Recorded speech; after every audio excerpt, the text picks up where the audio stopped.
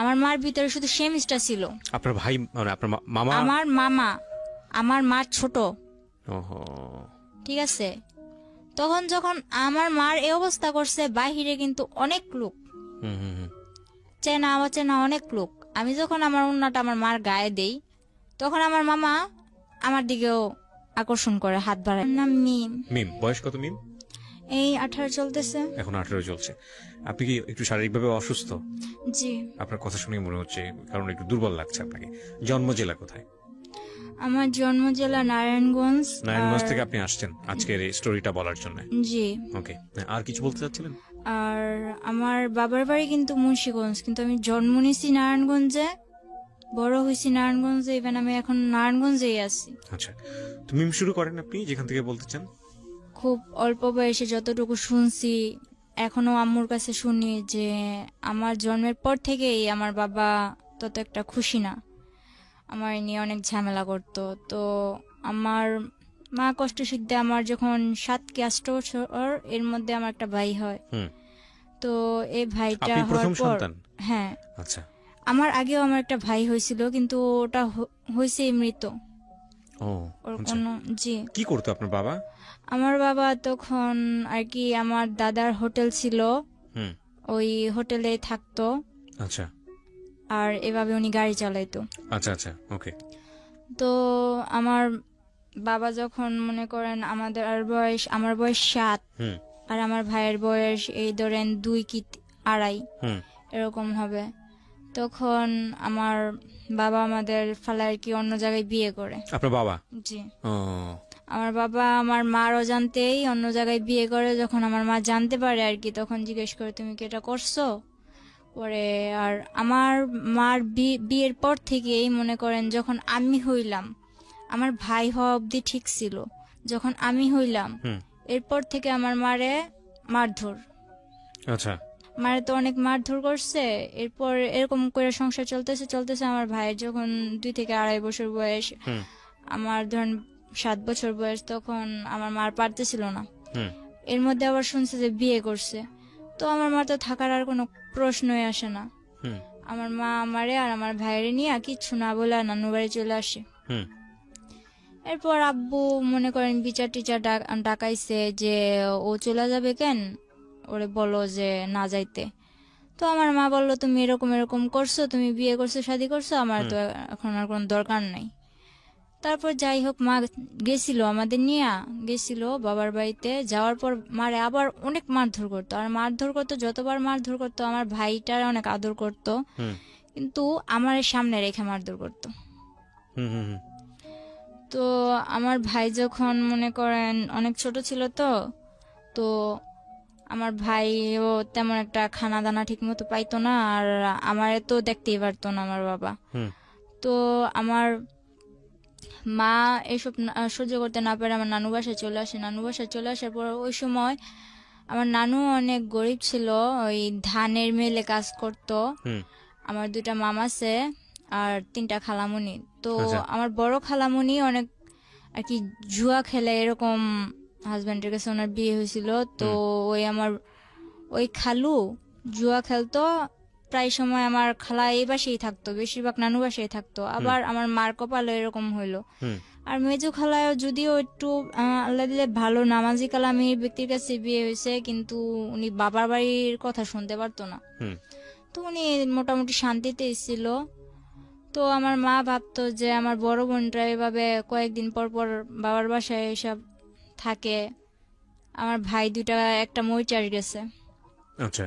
আর মই চাষ গেছে আমার মার আমার মা যেমন কিছু আমার বাবার সংসারে থাকতে টুকিটাকি যেগুলা রাখতো, ওগুলা জমাইতো বাবারে না জানায়া। তো ওইভাবে জমাইতে জমাইতে যেমন অনেকগুলা টাকা কইরা মামার দিছে। তো মামা ওদিক থেকেও গেছে, মামা নিজেও কিছু জোগাড় করে গেছে। তারপর মনে করেন মামা মই চাষ, ছোট একটা খালা আছে, ছোট একটা মামা আছে, আর আমরা 2 ভাই বোন। এর মধ্যে বড় খালাও মনে করেন এই বাসায় থাকে, আমার মা ওই বাসায় থাকে। তারপর বড় খালার ঝামেলা শেষ করে বড় খালার বাসায় পাঠাই দিছে।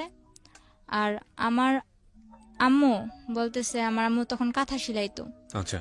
কাঁথা সেলাই করে সংসার করতো, দর্জি কাজও জানতো, টুকটাক করতো। পাশের বাড়ি একজন বুদ্ধি দিল যে তুই বাইরে চলে যা। আপনার মাকে বুদ্ধি দিল? জি। তখন কি বাবার সঙ্গে থাকতো না আলাদা হয়ে গেছে? না, তখন তো আমার মা আলাদা ভাবে আইসা পড়ছে। আচ্ছা আচ্ছা, মানে বাবার বাড়ি থেকে। আপনারা কি মার সঙ্গে থাকতেন না বাবার হ্যাঁ। সঙ্গে?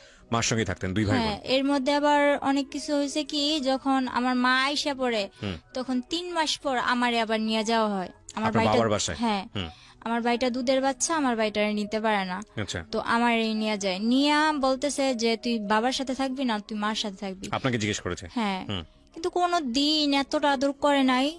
আমার দাদু বাড়ির সবাই আমারে যতটা আদর তখন আমারে করছে যে তুই আমাদের সাথে থাকবি, মানে আপনাকে রাখার জন্য মূলত? কিন্তু আমার রাখতে পারে নাই। মানে আপনি ডিসিশন দিয়েছেন না আমি মার সঙ্গে থাকবো? আমি ওদের কাছে বলছি হ্যাঁ থাকবো, যখন বলতাম যে না থাকবো না তখন রাইগা যাইতো আর কি, একরকম করতো আমার সাথে। পরে যখন বিচার বসলো তখন আমি বললাম আমি মার সাথে থাকবো। আপনি নিজে থেকেই বলেছেন? তখন কি স্কুলে যাইতেন, মানে ওই বয়স ছিল না? কয় বছর বয়স তখন? আমার বয়স 7 বছর। ও আচ্ছা, ক্লাস 1-2 তে পড়ার বয়স। হ্যাঁ। পড়াশোনা করতেন? হ্যাঁ, তখন আমি 3-তে পড়তাম। ক্লাস 3-তে পড়তেন। তো আপনি যেটা বলছিলেন যে আপনার মাকে বুদ্ধি দিল যে বিদেশ চলে যাওয়ার জন্য, হ্যাঁ, তারপর ওই আমার মা কি করলো, আমার মা মামারে জানাইলো যে আমি তো বাইরে যাবো, কিছু করতে পারবি কিনা। মামা ডাইরেক্ট বললো না। মা বললো আমার কিছু টাকা পয়সা লাগতো, এখন যদি তোরা না করে দেস তাহলে আমি কার কাছে যাবো, তোকে যে সময় প্রয়োজন ছিল আমি কি তোকে হেল্প করছি না আমার সংসারে থাইকা, এখন তোরা কিছু কর। তো আমার মামা ডাইরেক্ট না করে দিল। পরে আমার নানু বুঝাইলো যে দেখ তো মেয়েটা কই যাইব। এটা বুঝানোর পর মামাও কিছু দিল। তারপর হইলো যে মা এই কাঁথা সেলাই করা, দর্জি কাজ করা, মনে করেন 7-8 মাসে কিছু জোগাড় করলো। জোগাড় করার পরে মা এইসব দিয়া ওই সেন্টার টেন্টারে এদিক সেদিক যায়া মনে করেন কিছুদিন পর মা বিদেশ চলে যায়। তখন আমি 8-এ পড়ি। আচ্ছা, ঠিক আছে। তো আমার আপনাকে রেখে যায় কোথায়? আমার নানির কাছে রেখা যায়। নানির কাছে রেখে যায়, ঠিক আছে। নানুর কাছে, নানির কাছে ছোট মামা ছিল বাসায় আর ছোট খালা ছিল। তো আর আমার ভাইটারে আর আমার নানির কাছে রেখে যায়। আমার মা যাওয়ার 3 মাস পর আমার নানি মারা যায়। ওহো। আমার নানি মারা যাওয়ার পরে মনে করেন এখন তো আমার ছোট খালাটা সংসার হাল ধরলো। আমরাও খুব ছোট ছোট ছিলাম তখন। আমার মাদ্রাসায় দিল, স্কুল থেকে আইনা মাদ্রাসায় দিল। তখন ক্লাস 5-এ পড়ি। 5-এ পড়া অবস্থায় মনে করেন এখন আমার সামনে পরীক্ষা, এর মধ্যে আমার নানু মারা গেছে। আবার বলতেছে আমার ছোট খালামণির বিয়ে ঠিক হয়েছিল, 40 দিন যাওয়ার আগে বিয়ে দিতে হইব, নয়তো 40 দিনের পরে 18 মাস যাওয়ার আগে বিয়ে দিতে হইব। এগুলো কি বলেছে? এগুলো আর কি আশেপাশের লোকজন? হ্যাঁ, আশেপাশের লোকজন বলে যে মরার 18 মাস এগুলা বাছাবাছি করে আর কি ওনারা। তো এগুলা বলার পর কিছু করার নাই। নানির 40 দিন যাওয়ার পর 18 মাস যাওয়ার আগে আর কি 2 মাসের মধ্যে আমার খালামণিরও বিয়ে দিয়ে দেয়। তখন আমার কেবল 8 বছর, আমার ভাইটা 3 বছর। এরপর আমার নানু কি করবো, কিছু তো করার নাই। তো বড় খালার বড় মেয়ে যেটা আছে ওরে আনে, ও স্কুলে পড়তো, ও তখন এসএসসি দিছে, কলেজে ভর্তি হবে এমন সময় ওরা আইনা পড়ে। তো সংসারের হালটা ধরার পর মনে করেন কোনো মতে সংসারটা চলতেছে। তো হঠাৎ করে আমার ওই বোন মনে করেন কিছুর থেকে কিছু হইলে আমাদের দুনো ভাই বোন, আমার ভাইটা যে বাচ্চা, আমার ভাইটা কিন্তু এখন শুকায় গেছে, কিন্তু ছোটবেলা এত কিউট ছিল। আমার ভাইটার দেখলে সবাই যে না দেখবো ও আদর করতে চাইবো, এরকম মোটা টোটা ছিল। আমার ওই ভাইটার দিকে তাকায় ওর একবার মায়া হয়নি। ও শুধু শুধু মারতো, কথা থেকে কথা হইলেই মারতো, আর আমার তো কোনো কথাই নেই। ওরে আনা হয়েছে এই সংসারের কাজ করার জন্য। আমার মা বিদেশ থেকে ওর জন্য এক্সট্রা খরচ দেয়। আমার মামারা বলে দেখ মুক্তি তোর যা লাগবো আমাদের বলবি, কিন্তু ও দুনো ভাই বোনের যাতে কষ্ট না হয়। তখন মনে করেন আমার বোনটা কিছু থেকে কিছু লেগে তো যা তোর বাবার কাছে যা, বাবার কাছে পাঠাইতো। বাবা বলতো আমার কাছে আসছোস কেন, ডাইরেক্ট আমার কাছে আসার কি দরকার, মার কাছে থাকবি মার কাছে যা। মাও মাঝে মাঝে ফোনে বলতো তোর বাবার কাছে যা দেখ কিছু বলে কিনা, ওখানে থাকতে পারিস কিনা, এরকম কিছু বলতো মা। তো আমার মা ক্লাস 8-এ পড়েন তখন? না, তখন 5-এ পড়ি, পরীক্ষার সামনে। তো এরকম করতে করতে আর কি সারাদিন কাজ করতাম, শুধু আমি ক্লাসটা করার টাইম দিত আমারে, আর বাকি সময় শুধু ঘরের কাজ করতো। বাকি সময় ঘরের কাজ করতাম। এমন কি আমার নানা এমন একটা সময় গেছে, আমি বাচ্চা মানুষ, যদি আমি আমার নানার কাপড় কাচা না দিতাম, আমার নানা পরিষ্কার জামা পরতে পারতো না। তখন আমি 5-এ পরীক্ষা দিব, 8-9 বছরে পড়ছি। হুম এরপর মনে করেন আমি কোনো প্রাইভেট কোচিং টোচিং কিচ্ছু করতাম না। পরে পরীক্ষাটা দিলাম, এরকম করে এই পরীক্ষাটা দিলাম। এই সকালে উঠা কি আমি এত তাড়াতাড়ি কি থাল বাসনগুলো ধুইতে পারবো? ও রাত্রে 11টা বাজলো, আমি ঘরের মধ্যে পানি আইনা কলসের মধ্যে কইরা ঘরে পানি আইনা বলের মধ্যে নিয়ে ওই থাল বাসনগুলো ধুয়ে রেখে যেতাম। হুম এরকম একটা অবস্থা ছিল। আশেপাশের নানুরা কি করতো, আমার কাছে আমার কথা বলতো, আর ওই আমার খালাতো বোনের কাছে আমার খালাতো বোনের কথা বলতো। হুম আমারে বুঝাইতো, দেখ মুক্তি তো তোদের সাথে এরকম করে, মুক্তি ভালো না, এটা ওইটা, এরকম ভাবে চলবি, ওইরকম ভাবে চলবি। আর মুক্তি আবার বুঝাইতো যে এই দুটার বাপের কাছে পাঠাস না কেন, রাখছস কেন তোদের কাছে, হুম এরকম করে আর কি হালডি মারতো। তো বাসার মধ্যে আমার প্রায় 14টা, আজ তো মিল্লা 14টা নানি, একজনে এক কথা বলতো। তো ওই সময় বাচ্চা মানুষ ছিলাম, তো মনটাও প্রায় নষ্ট হয়ে গেছিল। হুম পরীক্ষাটা দিলাম, ইনশাল্লাহ ওর বোন একটা, আমার খালাতো বোন আরেকটা, মুক্তির ছোটটা আমার সাথে পরীক্ষা দিছে, ওর থেকে ভালো ভালো নম্বর পাইছি। কিন্তু দুর্ভাগ্যবশত আমার শেষ পরীক্ষা যেদিন, ইসলাম ধর্ম পরীক্ষার দিন, আমার অ্যাক্সিডেন্ট হয়। ওকে যে অটো দিয়ে গেছি ওই পুরো অটোটা অ্যাক্সিডেন্ট হয়, কিন্তু আমার বেশি হয়। আমার ডান হাতের এই আঙুলটা ভাঙা যায়। ভাঙা যাওয়ার কারণে আমি সবটাতে ভালো পাইলেও ওই পরীক্ষাতে আমি কিছুই পাই নাই। তো বাসায় এগুলা নিয়ে অনেক কিছু হয়েছে, যে পরীক্ষায় ফেল গেছে, এটা গেছে, ওইটা গেছে। তো আমার মারে বলতো কি যে আমি আমার মার সাথে কথা বলতে চাই না। হুম কিন্তু আমার মা যখন জিজ্ঞেস করতো যে আমার মেয়ের কাছে দে, ছেলের সাথে তো কথা বলেই, ও তো বাচ্চা মানুষ, ও কি বলবো। কিন্তু আমি তো বুঝি, এজন্য আমার সাথে কথা বলতে দেয় না। এরকম করে অনেকদিন গেল, যাওয়ার পর আমারে আলিটেক মাদ্রাসায় দেওয়া হইলো। হুম মাদ্রাসায় থাইকা পড়মু, তো ওখানে থাইকা পড়তাম, কিছুদিন পড়ালেখা করলাম ওখানে থাইকা। তো ওখানে একটা ছেলে দেখতাম কি মাদ্রাসার বিল্ডিং এর কাজ করতো। হুম তো আমার আমার ব্যাপারটা উনি কিছু কিছু হয়তো কারো কাছ থেকে জানছে, যে আমার মা বিদেশ এরকম ওইরকম। আগে আমার অনেক জিজ্ঞেস করতো, আর এখন আমি এরকম দেখতেছেন, তখন কিন্তু আমার 12 বছর বয়স তখন আমি পুরো একটা, ধরতে গেলে আমার ভুটকি ছাড়া কেউ কথা বলতো না, এরকম আমি একটা মেয়ে ছিলাম, একটা হাতির মতো ছিলাম। ধরতে গেলে আমার হাতি বলতো আচ্ছা, ঠিক সবাই, আছে, সমস্যা নেই, হ্যাঁ। এরকম ছিলাম। টমেটো বলতো, হুম অনেক সুন্দর ছিলাম। পরে বলতেছে কার কাছ থেকে এগুলো শুনছে, আমার ফ্যামিলির ব্যাপারে শুনছে। শোনার পর আমার একদিন বলতেছে, মাদ্রাসা থেকে বের হওয়ার পর 1 সপ্তাহ পর ছুটি নিয়ে বাসায় আসবো। বলতেছে যে আমি তো তোমার ফ্যামিলির ব্যাপারে সবই জানি। কে বলছে এটা?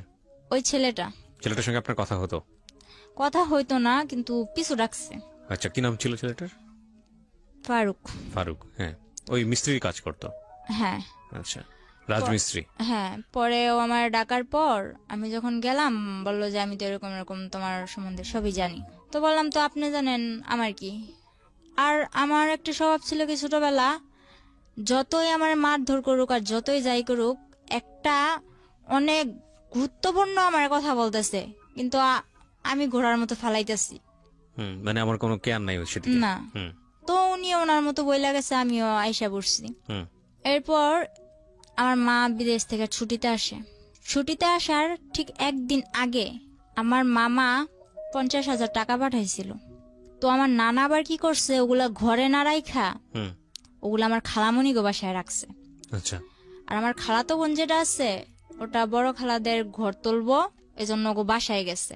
হুম তো আমি যেমন পারছি তেমন মনে করেন লবণ টবণ বেশি দিয়া শাক রান্না করছি। তো আমার নানা কান্না করে আর বলে যে মুক্তিরে তো আমি আনলাম, কিন্তু কোনো সায় পাইলাম না। তুই ছোট হইলো, তুই আমার যে লবণ বেশি দিয়ে হইলো ভাত মুখে তুলে দিতেছস, এটাই আমার কাছে অনেক। এগুলা টেগুলা বইলা নানা কান্না টান্না কইরা ওই লবণ ওলা শাক দিয়ে ভাত খায় উঠা গেছে। তো নানাও বাজারে গেছে, বোনও ওনার বাসায় গেছে, বাড়িতে আমি একা। তো একটা ব্লেন্ডার দিয়ে আমি আমার মেজু খালাগো বাসায়, যেটা বর্তমানে সুখে আছে আমার মা খালাদের সবার কাছ থেকে বেশি, আমার ভাইটারে বলি যে এটা নিয়ে খালামণিদের বাসায় দিয়ে। হুম তো আমার ভাইটা ওখানে গেছে। বাড়িটা যাওয়ার পর আমার সাথে এরকম একটা বিশ্রী ঘটনা ঘটে যে আমি ভাবতে পারি নাই। হালকা শীত হালকা গরম, তো আমি লেপ নিয়ে শুয়ে আছি। এর মধ্যে দুইটা লোক বোরকা পরা, মনে করেন বোট জুতা পরা, চশমা পরা, আর কি চেনার কোনো ক্ষমতা নাই, বলতেছে যে আইসেই চুলে ধরছে।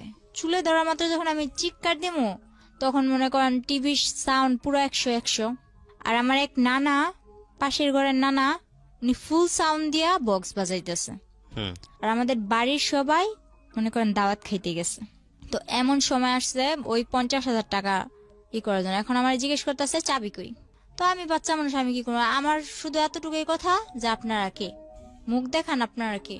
তখন আমি হাত দিয়ে অনেক কালাবালি করলাম যে আমি মুখটা দেখবো, কিন্তু ওনারা কি করলো, বললো যে হাতটা বেশি নাচে, তুই তো এমনি নাচুনি। তো পাশের একজন বলতেছে গলা ডাবায়া কথা গো, বুঝে নিব তো। এরকম বলার পর পরে আমি বলতেছি তোমরা কে, নিশ্চয় আমার চেনা কেউ, তোমার মুখ আমি দেখবো। বললো তোর হাত দুইটা বেশি নাচতেছে, হাত দুইটা বাইদা নিল। পরে পা দিয়া যখন আমি লাথি মারলাম, আমার মনে করেন থাপড়াইতে থাপড়াইতে পুরো লাল বানাই লাইছে। পরে আমার টাইনা নিচে নামাইয়া পিছন দিকে এভাবে হাত দিয়া খাটের পায়ের সাথে আমার বাঁধছে। এখন পা দিয়া লাইতেছে দেখে বলে যে পাটা বেশি নড়ে, পাটাও বাঁচছে। শেষে বেশি রকম চিল্লাইতেছে দেখা বাড়িতে তো কেউ নাই, সুযোগ আরো ভালো পাইছে, আমার মুখটাও বাঁচছে। বাঁধার পর মনে করেন কিছুদিন আগে নানা নতুন ফ্রিজ কিনছে, ফ্রিজটার মধ্যে একটা দাম করে লাথি মেরে বললো কি যে সুখ বেশি হয়ে গেছে, ফ্রিজও আনছে ঘরে। এটা বইলা ড্রয়ারটা ভাঙছে, কিছু পায় নাই। না পাওয়ার ফলে আমার 2-3টা লাথি মাইরা আমার পায়ে নুপুর ছিল, ওই নুপুর গুলা নেয় নাই, কিন্তু কানে যে দুলগুলা ছিল ওগুলা নিয়ে গেছে। কিছুদিন আগে আমার মা পাঠাইছে। তো এরকম করে নিয়ে যাওয়ার পর আমার মা আসার একদিন আগের ঘটনা এটা। পরে মনে করেন ওনারা চলে যাওয়ার পর অনেক কান্দা, ওনারাও দরজা দিয়ে বের হয়েছে, পিছনের দরজা দিয়ে বের হয়েছে, সামনের দরজা দিয়ে আমার এক আত্মীয় আমার দেখা চিৎকার দিয়ে আমার খুলছে। তো পুরা গ্রাম একটা হস্তনস্ত বিষয় হয়ে গেছে। পরে আমার মা আসলো, মা আসার পর মা একদিন পর আসলো, আমি অসুস্থ, আমার মারতে মারতে প্রায় অসুস্থ বানাই ফেলছে একেবারে। মা আসার পর এখন প্রশ্ন দাঁড়াইছে একটা, আমার কানের দুলগুলা নিল কিন্তু নুপুরগুলা নিল না কেন? এটা সবই আমার একটা নাটক। আচ্ছা, মা বলতেছে আপনার এটা সম্পূর্ণ নাটক? না, মা না। তাহলে মার কাছে বাড়ির সবাই বলতেছে, ওই আমার খালাতো বোন বলতেছে যে ওর এটা সম্পূর্ণ নাটক, আমি আমার বাসায় গেছি এই কারণে ওই নাটকটা করছে। ওর বাসায় গেছে ওদের ঘর তুলবে এজন্য, আমি কেন নাটক করতে যাব? এরপর মনে করতেছেন, তাহলে আমি বললাম যে আচ্ছা আমি যদি নাটকই করি, আমি আমার মুখ বাঁধতে পারবো, আমার পা বাঁধতে পারবো, কিন্তু আমার হাতটা বাঁধবো কি করে? আমি হাতটা যে পিছনে নিয়ে এইভাবে বাঁধছে ওটা তো আমার দ্বারা সম্ভব না। পরে বলতেছে তোর ভাইয়েরই দিয়া করাইছস। তো আমার ভাই তো না না না, আমি এই কাজ করি নাই, আমি কেন করবো, আমি তো খালামুনিকে বাসায় ছিলাম। এখন আমার মা আসছে, আমার মার সামনে তো আমার মারতেও পারে না, কিছু করতেও পারে না, খালি চোখ রাঙায়। তো মা কিছু অনেকটা না বুঝতে পারলো, কিছুটা অন্তত বুঝতে পারছে। মা বললো যে মুক্তি কি হয়েছে, তুই এরকম করতেছিস কেন? কয় না কিছু হয় নাই। পরে বললো যে খালামুনি আমার জন্য আনছো কি, তোমার তো আমি চেন আনতে বলছি। তো আমার মা তেমন কিছু আনতে পারে নাই। ওই মুক্তি আপার আম্মু যেটা আমার বড় খালামুনি, ওনারই মাথায় পানি জমছে। তো ওখানে আমার মা 40,000 টাকা দিয়া দিছে। এরকম করতে করতে ওই আমার খালাতো বোনের চেনটা দিয়া দিল, তা তো ওনার মন বললো না। এরপর মনে করেন আমার মামা বিদেশ থেকে আসলো, মামা বিদেশ থেকে আসার পর বিয়ে করানোর জন্য আমার মা আর কি অনেক কিছু করলো, যে ভাই বিদেশ থেকে আসছে, ভাইয়ের বিদেশ আর পাঠামো না, বিয়ে করাই দিমু। তো মামা বলতেছে আমি বিয়ের পর বিদেশ যাবো। পর বলতেছে আচ্ছা ঠিক আছে তুই বিয়ে কর। তো আমার নানুদের পছন্দে আমার মামার বিয়েটা করানো হয়। বিয়ের 4 দিন পর, ঠিক 4 দিন পর আমার মামা আমার জন্য যে চেন আনছে, মোবাইল আনছে, মোবাইলটা তো আমার হাতে দেয় নাই, বলছে এটা তোর জন্য আনছি। ওই চেনটা আমার কাছে চাইলো যে মামা তোর চেনটা দে তো। বিয়ের 5 দিনের দিন আমার মামি আইসা এরকম করে চেনটা দেখায় যে দেখ, এই দেখো তোমার মামা আমার কয়টা চেন দিছে। তো এটা বলার পর আমি অনেক কষ্ট পাইছি, মারে কিছু বলি নাই, তো মা লক্ষ্য করছে। আর বিয়ের 5 দিন হয়েছে মাত্র, কিন্তু আমার মামি করতো কি, আমার মার নামে যেটা হয়েছে ওইটাও আমার মামার কাছে বলতো, যেটা না হয়েছে ওইটাও আমার মামার কাছে বলতো। তো বিয়ের 1 সপ্তাহ হয়েছে, 7 দিন, 7 দিনের দিন আমার মা মা বললো যে তুই তো চলে যাবি, তো আমি যে তোরে, আমার মা বাইরে থাকা অবস্থায় আমার মামার 12 লাখ টাকা দিছিল। হুম ওই আমার মামা আর কি আফ্রিকা যাওয়ার পথে হুম মনে করেন দালালেরা বিক্রি করে দিছিল। হুম তো টাকাগুলা দেওয়ার পর আমার মা বলতেছে যে ওগুলার কি করবি। হুম তো এগুলা নিয়ে ওনাদের ভাই বোনেদের মধ্যে কি কথা কাটাকাটি হয়েছে আমি জানি না। আমার মারে অনেক মারলো। আমার মার ভিতরে শুধু সেমিস্টার ছিল। আপনার ভাই মানে আপনার মামা? আমার মামা, আমার মার ছোট, ওহো। ঠিক আছে। তখন যখন আমার মার এই অবস্থা করছে, বাহিরে কিন্তু অনেক লোক, হুম হুম হুম চেনা অচেনা অনেক লোক। আমি যখন আমার উন্নাটা আমার মার গায়ে দেই, তখন আমার মামা আমার দিকেও আকর্ষণ করে, হাত বাড়ায়। তখন আমার মা বলে যে দেখ তুই আমার যা যা করছস, আমার মেয়েটারে কিছু করিস না। এটা বলার পর আমার মামা একটা ইস্যু ধরলো কি, যে তোর মেয়ে তো ছেলেদের সাথে লাইন করে। তখন আমি বুঝতাম না কোনটা লাইন করা বলে আর কোনটা ফাইন করা বলে, এত কিছু বুঝতাম না। ছেলেদের বিষয়টা তখন আমার মাথায় ছিলই না। ওই কার থেকে শুনছে যে ওদিকের ফারুকের সাথে আমি কথা বলি, এতটুকুই। এরকম করে বলার পর আমার মা রাগের মাথায় হয়তো তোর যখন কেউ স্যাপ ফেলাইবো না তো তুই দেখাই দি। আপনাকে বললো? এই কথাটা আমার মা বলছিল, কিন্তু এখন আমার মা বলতেছে যে আমি এরকম কিছু বলিনি। যাই হোক, আপনাকে এটা বলার পর আপনি কি করলেন? পরে আমার মনে একটাই জিদ কাজ করতেছিল যে আমার মা আমার এটা বলছে, আমার মামা আমার মারে মারলো, কেন মারলো, এই যেটাই কাজ করতেছিল। তো একদিন ওই ফারুক কার থেকে জানি নাম্বার নিয়ে আমার মার মোবাইলে ফোন দিল। ফোন দেওয়ার পরে ফোনটা আমি রিসিভ করলাম। বলে কি করতেছো? আমি চকলেট খাইতেছি। আমার কথা উড়া উড়া, চকলেট খাইতেছি। পরে বলতেছে যে তুমি তো মাদ্রাসায় আসো না, কি ব্যাপার? পরে আমি বলতেছি যে আসি না আসি ওটা আমার ব্যাপার। পরে যখন আমার মা চিল্লাচিল্লি করতেছে, মা কান্নাকাটি করতেছে, এটা দেখে বলতেছে কয় আসো চলো আমরা একদিন ঘুরতে যাই। তো আমি কই আমি তোর লগে কই ঘুরতে যাম? তুই কি আমার বিয়ে করবি? তুই কি আমার বিয়ে করবি যে তোর সাথে আমি ঘুরতে যাবো? উনি কি তুই তো করে করতেন নাকি ঘটনার পরে তুই করলেন? তুই করেই বলতেন? না, ওরে আমি তুই করে বলতাম। আচ্ছা, তারপর? পরে বলতেছে হ্যাঁ তোমায় আমি বিয়ে করবো। তো আমি বললাম আচ্ছা ঠিক আছে রাখ, এতটুকুই। তো ও এই কথাটারে মনের ভিতর গাইথা নিছে যে তুই কি আমার বিয়ে করবি। কিন্তু আমি কিন্তু এত কিছু মনে করিনি।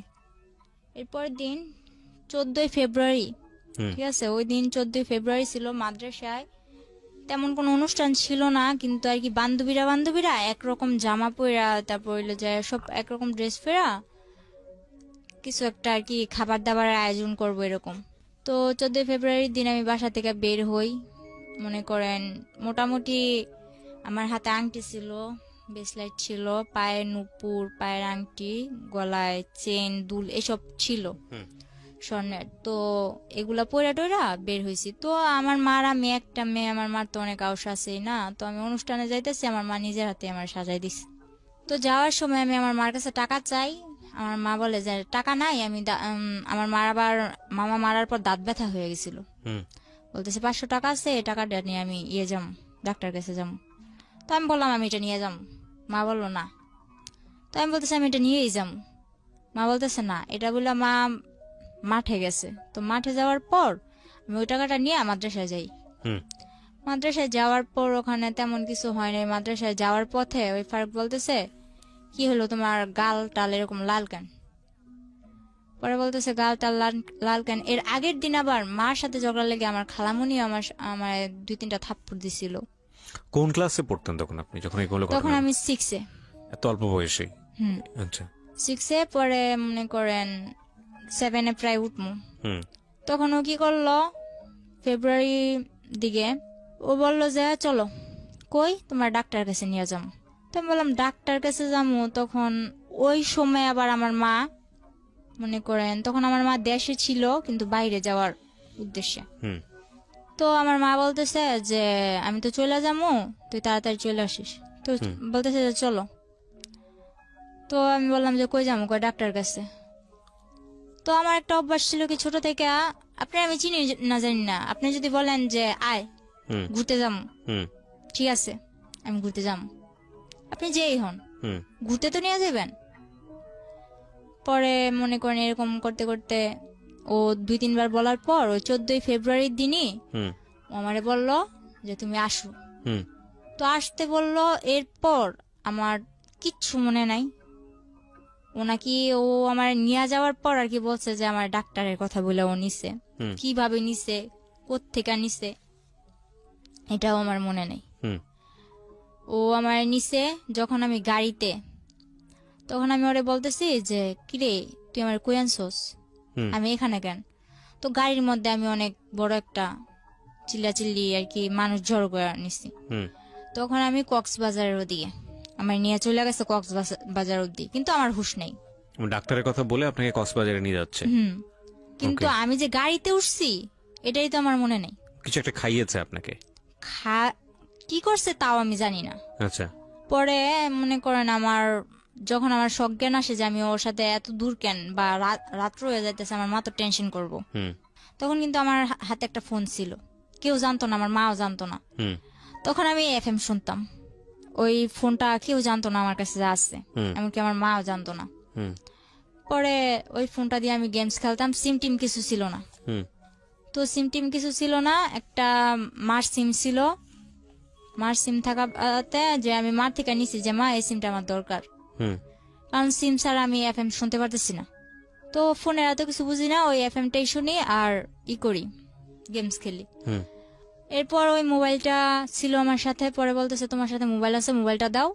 হুম মনে করেন জোরাজুরি করে এক পর্যায়ে আমার থেকে ওই মোবাইলটাও নিয়ে নেয়। হুম পরে আমি যখন চিল্লাচিল্লি করে মানুষ জড়ো করি, তখন ওর বাসায় ফোন দিয়া কিভাবে কি ম্যানেজ করলো জানি না, ওর বাসার লোক বলল যে আমি ওর খালামনির মেয়ে, রাগ কইরা চলে আসছি ঢাকা, আমার নানু বাড়ি, রাগ কইরা চলে আসছি। এখন উনি আমার মা বলতেছে, ওর খালামনি বলতেছে যে ওর খালামনি আমার মা, ওর মা এখন বলতেছে যে আমার যাইতে দিতে। আমি একটু পাগলা টাইপের, আমার কিছু মনে থাকে না, তো আমার জিজ্ঞেস করতেছে তোমার বাড়ি কই। তখন আমি এটাও বলতে পারতেছি না যে আমার বাড়ি কই।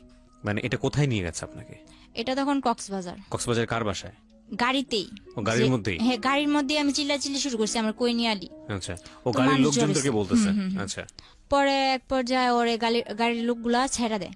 হুম ছেড়া দেওয়ার পর চকরিয়া, ওর খালাতো ভাই রুবেল, হুম ওর বাসায় নিয়া মনে করেন আমার 2 ঘন্টাও রাখতে পারে না। আমার পাগলামানি দেখে গিয়ে আমি বাসায় যাবো, আমি বাসায় ফোন করবো। তখন তো আপনি জানতেন না যে আপনি কই যাচ্ছেন, কোথায় না। যাচ্ছেন? হ্যাঁ। তখন ওটা কোন জায়গায় এটাও এটাও জানতাম না, জানতেন কিন্তু না। ওরা কি বলতেছে আমি কিছু বুঝতেছি না। হুম আমি খালি হা করে তাকায় থাকতাম। তো এক পর্যায়ে ওর মামাতো ভাই আর মামাতো ভাইয়ের বউ আমার বুঝাইলো, দেখো সামনে ওই পুলিশ ক্যাম্প দেখছো, যদি এখন তুমি এমন করো তাইলে মনে করো বলবে যে তোমার তুমি কোত্থেকে আইসো না আইসো, তোমার এদিক থেকে ধরে নিয়ে যাইয়া হুম ওদিকে অনেক মারপিট করবো। ও আমার কি করলো, এইসব বুঝাই টুজা বললো যে চলো আমরা বিয়ে করবো। তো আমি বললাম বিয়ে কয়ে কারে, আমি এসব বুঝি না, আমি বাসায় যাবো।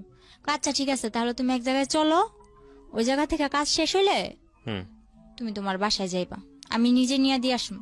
তো এদিক দিয়ে আমার বাড়ির সবাই হয়রান, আমার মা ও বিদেশ টিদেশ যাওয়া বাদ, হুম আমার মেয়ে কই। এদিক দিয়া মনে করেন আমার নানার ছোট ভাইয়ের ছেলে যারা আছে ওরা অনেক প্রভাবশালী, হুম এলাকার মেম্বার চেয়ারম্যান, ওরাও মনে করেন কেস টেস কইরা মনে করেন একরকম অনেক কিছুই করছে আমার হুলস্থুল জন্য। অবস্থা, হ্যাঁ। পরে ওরে বলতেছে আমি বাসায় যাবো, এর মধ্যে আমার কিছুতেই বাসায় যেতে দিব না। পরে নিল কাজী অফিসে, তো আমি বুঝতে পারি নাই যে এটা কাজী অফিস। কয়েকটা লোক আসলো, ওর মা, ওর বাবা, ওর মামা, ওর আরো 2-1 জন আত্মীয় হুম ওখানে সবাই উপস্থিত ছিল। তো আমার যে সময় বিয়ে হয় তখন কিন্তু আমি হাফ প্যান্ট পরি, এরকম অবস্থা। হুম তো মানে বিয়ে করে আপনাকে? হ্যাঁ। জোর করে আপনাকে বিয়ে করে?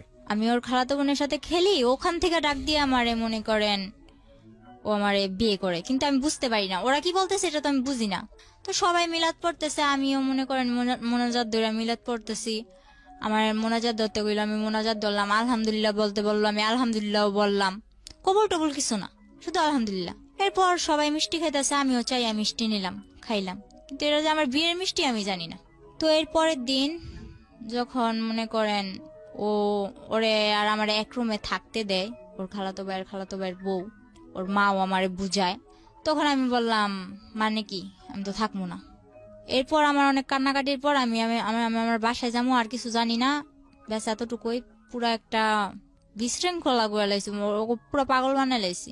পরে বললো যে ও তো তোমার বিয়ে করা স্বামী, এখন যদি তুমি এরকম করো তাহলে তো তোমার পুলিশে দেওয়া হইব, তুমি স্বেচ্ছায় বিয়ে করছো, এখন তুমি এরকম করতেছো। তো আমি বললাম আচ্ছা, আমি যতটুকু জানি বিয়ে করতে আমার বাবার নাম লাগবো, মার নাম লাগবো, এগুলা কোথায় পারলি? আমার তো বিয়ে করছোস, কিন্তু এগুলো কোথায় পাইলি? পরে দেখলাম কি একটা ভুয়া। তখন আমার বয়স কেবল 12, অথচ আমার বয়স দিছে 22-এর উপরে। একটা জন্ম নিবন্ধনের কার্ড বানাইছে, গ্রামের নাম ও যেমন আমার গ্রামের নাম কুলকেতচর, কিন্তু ওখানে কুলকেতচর, আলিটেক এরকম করে আর কি অনেক ভুল। একটা জন্ম নিবন্ধনের কাগজ বানায়া কাবিন টাবিন কইরা 3 লাখ টাকা কাবিনে আমার বিয়ে করছে। 5 লাখ টাকা কাবিন, 3 লাখ টাকা উসুল, 2 লাখ টাকা বকে, এরকম ভাবে আমার বিয়ে করছে। বিয়ে করার পর আমি বললাম এসব তো আমি মানি না। পরে আমারে মনে করেন অনেক বুঝায় টুজায়া বললো যে কি করবা। তারপর বললো আচ্ছা তুমি ওর সাথে থাকো, থাকার পর কয়েকদিন পর তোমরা আবার তোমাকে বাসায় চলে যাইবা। আচ্ছা ঠিক আছে, ওর সাথে থাকলাম। মনে করেন ওর সাথে থাকার পর আমার প্রথম রাতেই মনে করেন আমি 1 সপ্তাহ হসপিটাল, আমার অবস্থা খারাপ। প্রথম যেদিন ওর সাথে এক ঘরে ছিলাম তখনই মনে করেন আমি 1 সপ্তাহ হসপিটাল। তখন ওর মা বাবা কি করলো, বললো যে আচ্ছা ওই বাসায় থাকা লাগবো না, তোর বোনের বাসায় ওরে নিয়ে চলে যা। তো আমার ননাসের বাসাটা পাহাড় অঞ্চলে ছিল, ওখানে ছিলাম। থাকার পর ওখানেও কয়েকদিন থাকার পর আমার শ্বশুর বললো ঠিক আছে এবার আমি গ্রামের কিছু মানুষ জানাইয়া বউরে ঘরে তুলে নিয়ে আসি। তো এগুলা করার পর গ্রামের কেউ মানে না, যে ও না জানায় বিয়ে করছে, ও বউ ঘর তুলতে পারবো না, এটা ওইটা। তো আমার শ্বশুর কেউ না জানাই আমার ঘরে তোলে, কেউ জানে না। পরে এক পর্যায়ে যখন আমার ঘরে তোলার পরে আর এখন আমার শাশুড়িও মানতে পারে না। আমার ননদ যেটা, আমার 7টা নননাস, 5টা ননাস, 2টা ননদ, একটা ভাসুর। তো এরপর মনে করেন ওরা আমার মানে না। যখন ওরা কেউ না মানে তখন আমার শ্বশুর আর ও আমার অনেক সাপোর্ট করে। তো আমার বিয়ের 19 দিনের দিন ও আমার ফোন করতে দিছে আমার বাসায়। যখন আমি ফোন করছি তখন তো আমি দুনিয়া পেয়ে লাইছি, এই বুঝি আমার নিয়ে যাইব।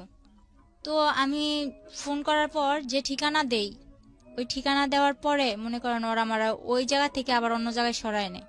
ওরা অন্য জায়গায় ঠিকানা দিলে আবার ওই জায়গা থেকে আবার আরেক জায়গায় সরায় নেয়, এই অবস্থা। তো আমার বাড়ির লোক ওই চট্টগ্রাম পুরা ভাইজা খাইছে আমার জন্য, কিন্তু কিছু আমার খুঁজে পায় নাই। পরে এক পর্যায়ে আমার বাড়ির লোক বলতেছে তুই তো মিথ্যা কথা বলস, তুই তো মিথ্যা বলছস, তুই চট্টগ্রাম নাই, তুই অন্য জায়গায় আসছস।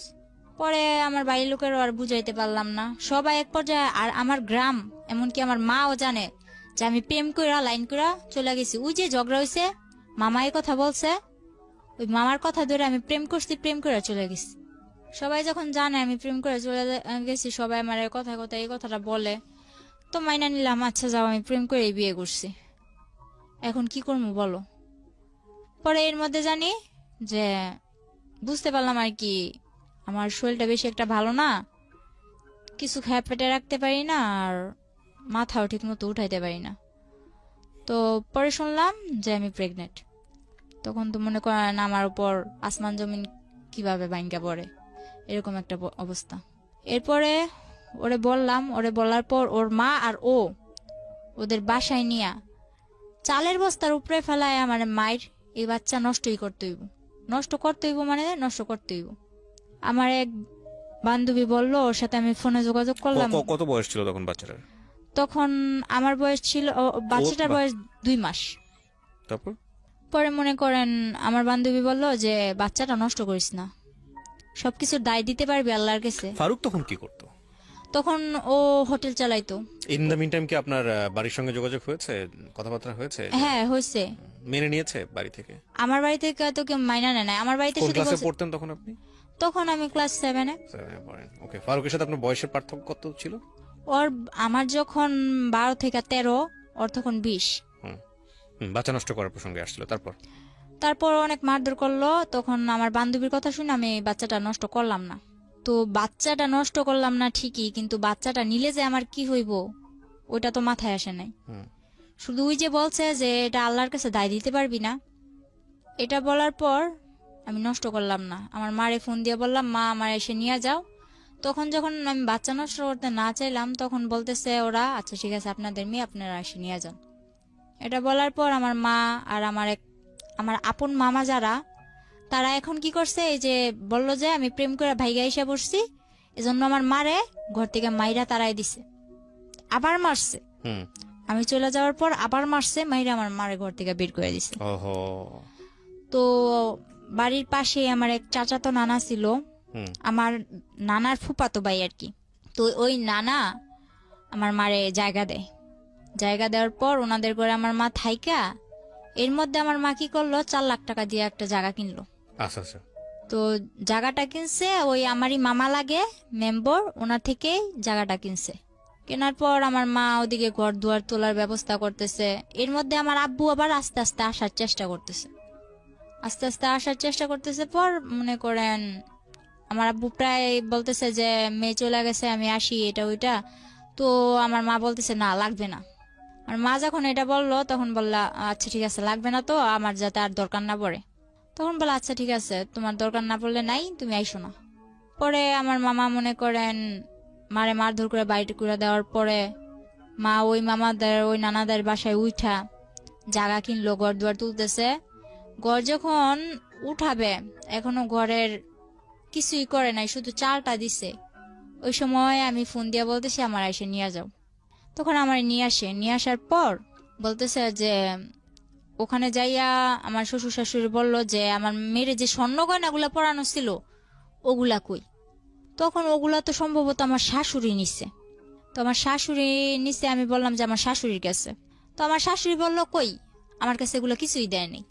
মা আমার নিয়ে আসা পরে, মা নিয়ে আসা ওই রাইতে আমার বলতেছে, যখন বুঝতে পারলো যে আমার কিছু একটা অন্যরকম, তখন বলল তুই বাচ্চাটা নষ্ট করে ফেল। বললাম যে আমার যে বাবু হইব তুমি জানলা কি করে? কয় আমি বুঝতে পারি, আমি তোর মা, তোর থেকে আমি হই নাই, আমার থেকে তুই হইছস। পরে মাও বললো এই কথা। মা এই কথা বলার পর আমি ফারুকরে কল দিলাম। কল দিয়া এক রাইতে বললাম এখন এসে আমার নিয়ে যান, আমি ভাড়া বাসায় থাকবো, কিন্তু আমি বাচ্চাটা নষ্ট করব না। বিয়ে তো মানুষের বারবার হয় না। তো আমার বিয়ে যখন হয়েই গেছে আর সবাই জানে যে আমি প্রেম করে বিয়ে করছি, ভাইগা যায় বিয়ে করছি, তো সবাই যেটা জানে জানুক, কিন্তু আমি বাচ্চাটা নষ্ট করবো না। হুম। আপনি আমার বিয়ে করছেন, এটা আপনার বাচ্চা, আপনি এসে আমার নিয়ে যান। ডিটারমিন ছিলেন একদম। হুম। হুম।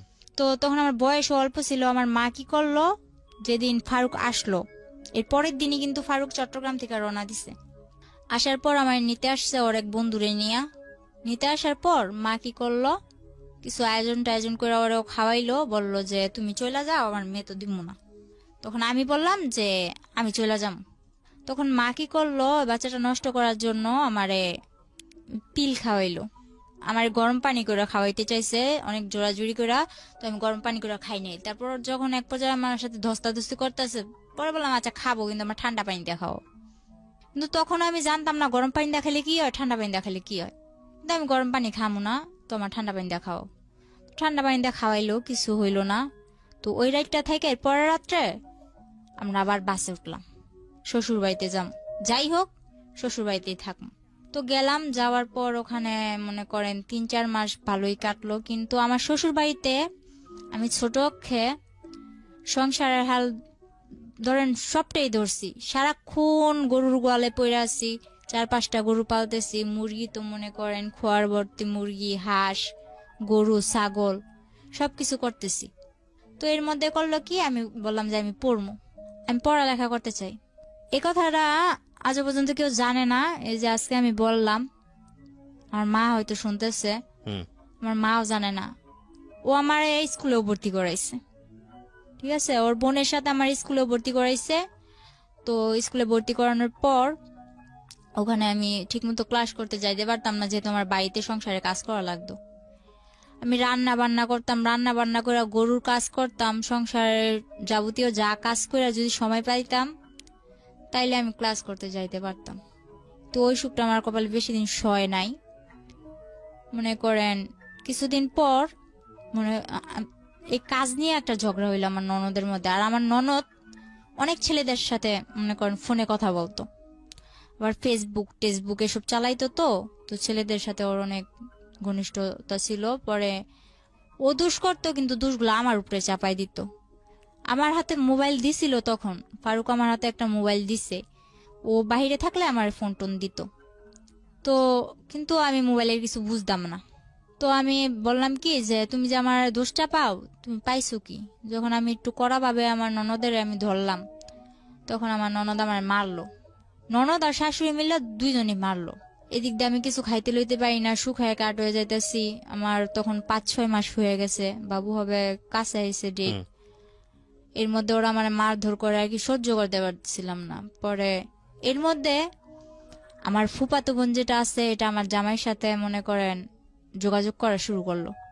আমার ফুফাতো বোন, আমার বাবার সাথে আমাদের কোনো পরিচয় নাই, কিন্তু আমার ফুফাতো বোন যোগাযোগ করে। পরে কি করলাম, মারে বললাম মা আমি বাসায় চলে যাম।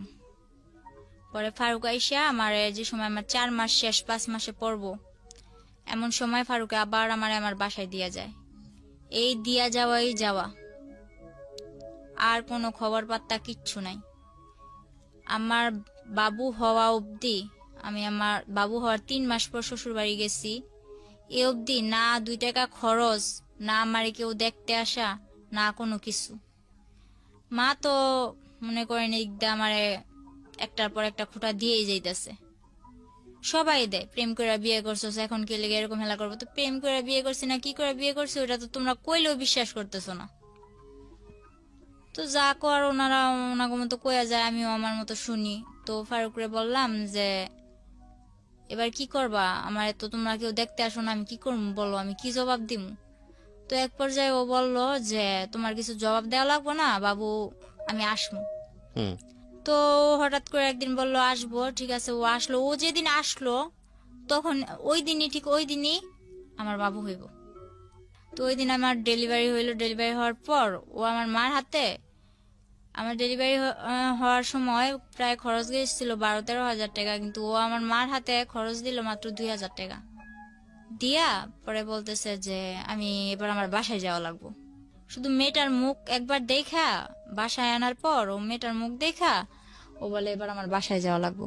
তো ঠিক আছে, ও বাসায় গেল। বাসায় যাওয়ার পর আমার বলতেছে যে মিষ্টির জন্য টাকা পাঠাও, বাবু হয়েছে মিষ্টির জন্য টাকা পাঠাও। তো মা বলতেছে তাহলে তুমি যখন মিষ্টির জন্য টাকা চাইতে পারো, তাহলে তোমাকে ওই দিক থেকে ও তো মিষ্টির জন্য টাকা পাঠাইবো। তো ওগুলা দাও। মা বললো যে তো ওগুলা দাও, বলে না আপনি পাঠান। তারপর মা বলতেছে তুমি যেগুলা দিয়ে পাঠাইবা বিকাশে পাঠানোর দরকার নাই, তুমি ওগুলা দিয়ে ওদিকে দিয়ে দাও, আর তুমি যেগুলা দিতা ওগুলা আমি আমার এদিক থেকে এগুলা দিয়ে মিটমাট করে দিই। এগুলা বলার পর মার মধ্যে ওর মধ্যে অনেক কথা কাটাকাটি হয়েছে। আমার বাবুর যখন 3 মাস বয়স, পরে ও আসলো 2 কেজি মিষ্টি নিয়ে ওর বাবারে নিয়ে আসছে, অথচ আমার বাড়ি থেকে ওরে 20 কেজি মিষ্টির দাম পাঠানো হয়েছে। পরে ওর বাবা নিয়ে 2 কেজি মিষ্টি নিয়ে আসছে। আর ভালো কথা, আমার মা যা আপ্যায়ন করা লাগে করছে। করার পর আমারে আর আমার বাবুরে ওদের কাছে দিয়া দিছে যা লাগে, মনে করেন দোলনা থেকে শুরু করে আমার বাবুর যা লাগে, আমার যা লাগে আপনার সামনে দিয়েছে? হ্যাঁ হ্যাঁ। কেমন লাগছিল এই মুহূর্তে, ওই জীবনের প্রথম মুহূর্তে বাচ্চা? তো আমি আর কি, আমার যে বাবু হয়েছে, আমার বাবু কিন্তু আপনার বয়স কত ছিল এই সময়টাতে? তখন আমার বয়স 14। বুঝতেন মা তো সার্বজনীন, মার আবেদন তো সার্বজনীন, সেটা যে বয়সই হোক না কেন। এতটা বুঝতাম না, কারণ আমি জানতাম এটা একটা বাবু, কিন্তু এটা যে আমার মেয়ে, আমার বাবু, এটা যে আমার একটা অংশ, ওগুলো এত কিছু না। তবে বাবুটা হাত পা নাড়ায় আমার সাথে খেলে, বাস এতটুকুই, আর কিচ্ছু না। আর এর মধ্যে আমার সমস্যার কারণে আমি আমার মেয়ের বুকে দুধটুকুও খাওয়াতে পারি নাই। তো আমিও হাসতে খেলতে খেলতে, যে 3 মাস ছিলাম তখন তো আমার মেয়ে কিনা জন্মের পর থেকে ওরে যে হসপিটাল থেকে বাসায় নিয়ে আসছে, বাসায় নিয়ে আসার পর থেকে তো ওরও কোনো খোঁজ নাই, আমারও কোনো খোঁজ নাই। ও ঘুমাইতেছে আমার মার কাছে, আমি কাত ফিরা অন্য দিকে ঘুমাইতেছি। এটা যে আমার মেয়ে কোনো দেখশন নাই, বুঝতামই না। তো 3 মাস তো এভাবে হেসে গেলা কাটাই দিলাম। ওখানে যায় যে আমার জন্য কি অপেক্ষা করতেছে ওটা তো আমার এত কিছু মাথায় ছিল না। বললাম হ্যাঁ শ্বশুর বাড়ি যামু, মেয়ে হয়েছে শ্বশুর বাড়ি যামু। তো গেলাম, আমার মা একেবারে সুষ্টা অব্দি আমার দিয়া দিল যা লাগবো।